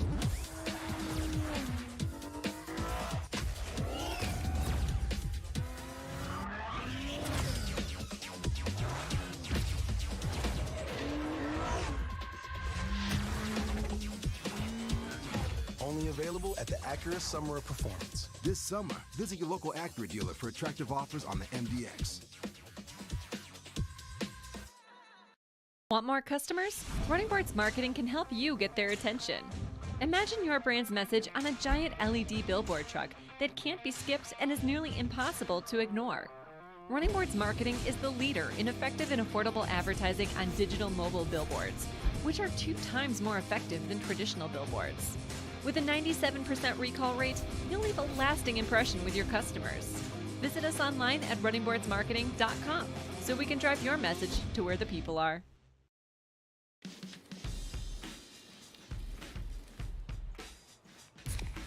Light beer shouldn't taste like water.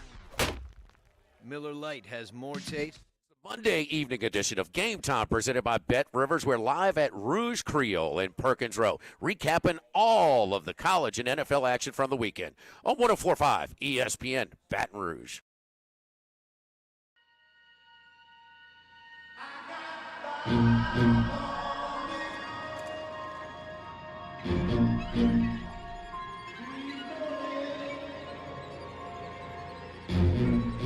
This is Hunt and Hill on 104.5 ESPN Baton Rouge. Wrapping it up, Halloween edition of Hunt and Hill. Hope your work week's off to a good start. Probably going to be a slow one for a lot of y'all. Tigers and Tide. Saturday night in Death Valley. We'll be getting you ready for it all week long here on Hunt and Hill. Getting short on time here on a Monday, though, so let's play some Take It or Leave It. Alrighty here. 4 Michigan State football players were suspended for an incident Saturday where they were seen attacking a Michigan player's postgame in the tunnel, where Jim Harbaugh said they should be facing criminal charges. Are you taking or leaving the MSU players should be facing criminal charges? Look, I don't know the extent of it. I've seen some of the highlights. I know the Michigan guys are running their mouths on the field, and then there's the shared tunnel, which is a terrible idea, and then there's people in the tunnel, and there's a fight, and nobody's breaking things up. There's a lot that goes into that, so I can't really quite come up with a scalding hot take on it, but we can't be fighting and sharing tunnels and doing all that. So, yeah, if somebody did something that looked like it's against the law, fire away. I'll give you some criminal charges. That sounds good to me. When asked about free agent receiver Odell Beckham Jr., Jerry Jones said he admires Odell a lot, and he made the greatest catch he's ever seen. Odell to the Cowboys. Take it or leave it. I see my boy Sharp shaking his head over there. It doesn't look like he wants OBJ on the Cowboys, man. Super Bowl run. He knighted the Rams last year. You know what? I'll leave this because it's going to be a circus if that guy goes to the Cowboys. Yeah. There's going to be way too many distractions. Just if he drops anything, it's going to be blasted everywhere. If the Cowboys lost because Odell dropped the slant, it's just going to be just too much going on over there. So I'll pass up on OBJ to the Cowboys. Already here. Oh, you'll love this one. With its inaugural season coming to a close, Live Golf has a new slogan they've been promoting. Golf, but louder. Are you taking or leaving? Liv's new slogan will result in more people tuning into this amazing Live Golf. Well, less people can't tune in. They had like 17,000 watching the other day. I'll leave it. I'm going to be devastated if Patrick Cantley and Xander Schauffele go to Live. That is going to break my heart. But we'll see what happens. It's amazing to me that one man is going to rip an entire sport apart, and I just could not dislike Greg Norman anymore. It's physically impossible for me to dislike him anymore. Just ripping the sport apart with just billions of dollars that aren't even his. It just drives me nuts. The Lakers won their first game of the year last night against the Nuggets. Then they gave Darvin Ham a big champagne water shower in the locker room after. Coaches being showered with water. 1 and 5 star. Take it or leave it. I'll take it, man. Because this is the only time I'm going to ever see my Lakers have any sort of celebration in the locker room, probably for the foreseeable future. Our next draft could be the next Red Auerbach. Our next draft pick is working on the weekends at Chick-fil-A, working some extra dollars, probably in middle school right now, just, working out, having a good old time, working on his, finals coming up here shortly. And, this is the only celebration we're ever going to get anytime soon. So it's great to see my guys having some fun in the locker room. LeBron was fired up. Yeah, everyone's just fired up. 1 and 5 star. Just, let's break out the champagne, break out the showers. Yeah, because it's probably the only time we'll ever do it this season. So, here we go, Lakers. I think we actually have to cover the Lakers a little bit more because Pelicans fans have to hear how they're doing. They got to get an update every time the Lakers lose. Unfortunately, this is not a loss, but it's funny and it feels like a loss when you're 1-5 and it's October and you're showering your coach with water in the locker room and jumping around like you just won the conference. Yeah. Look, I always question that for baseball. It's like, okay, we won our division. You're just popping champagne. You win a baseball, playoff series. You're popping champagne. This is just an entire different level. It's November now, and it's in November, and we have one win. Like, let's hold off. Actually, on October. That. So yeah. It's October. Got a couple days up, but just about November left. But come on, man. Like this, we gotta relax on the champagne showers. Tough scene at the. What's the Crypto.com arena? It's just look, man. Everything that made me fall in love with my Laker fan, it's just all going out the window. The winning, the championships, Staples Center. It's like, what are we gonna do? We're gonna rock some pink jerseys next. It's just out of control. Good now. alternate jerseys. Those always work. They're really cool. Definitely go to that. Always a hit. Yeah, just all bad right. times. That'll do it for us here on a Monday edition of Hunt and Hill. Opening hour always brought to you by the Shed Barbecue. Open up the show talking Saints and Raiders.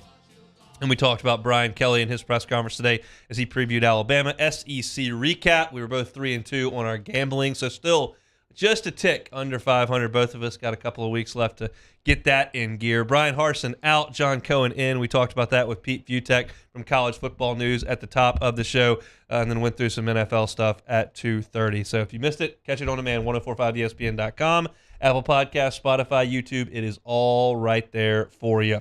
Jimmy Ott's Game Time going to come at you from 6 to 8 this evening, and you know who's coming next. It is Matt Moscona with After Further Review. Have a great Halloween. Stay safe out there. We'll be back tomorrow, 1 to 3 weekdays. It's Hunt and Hill.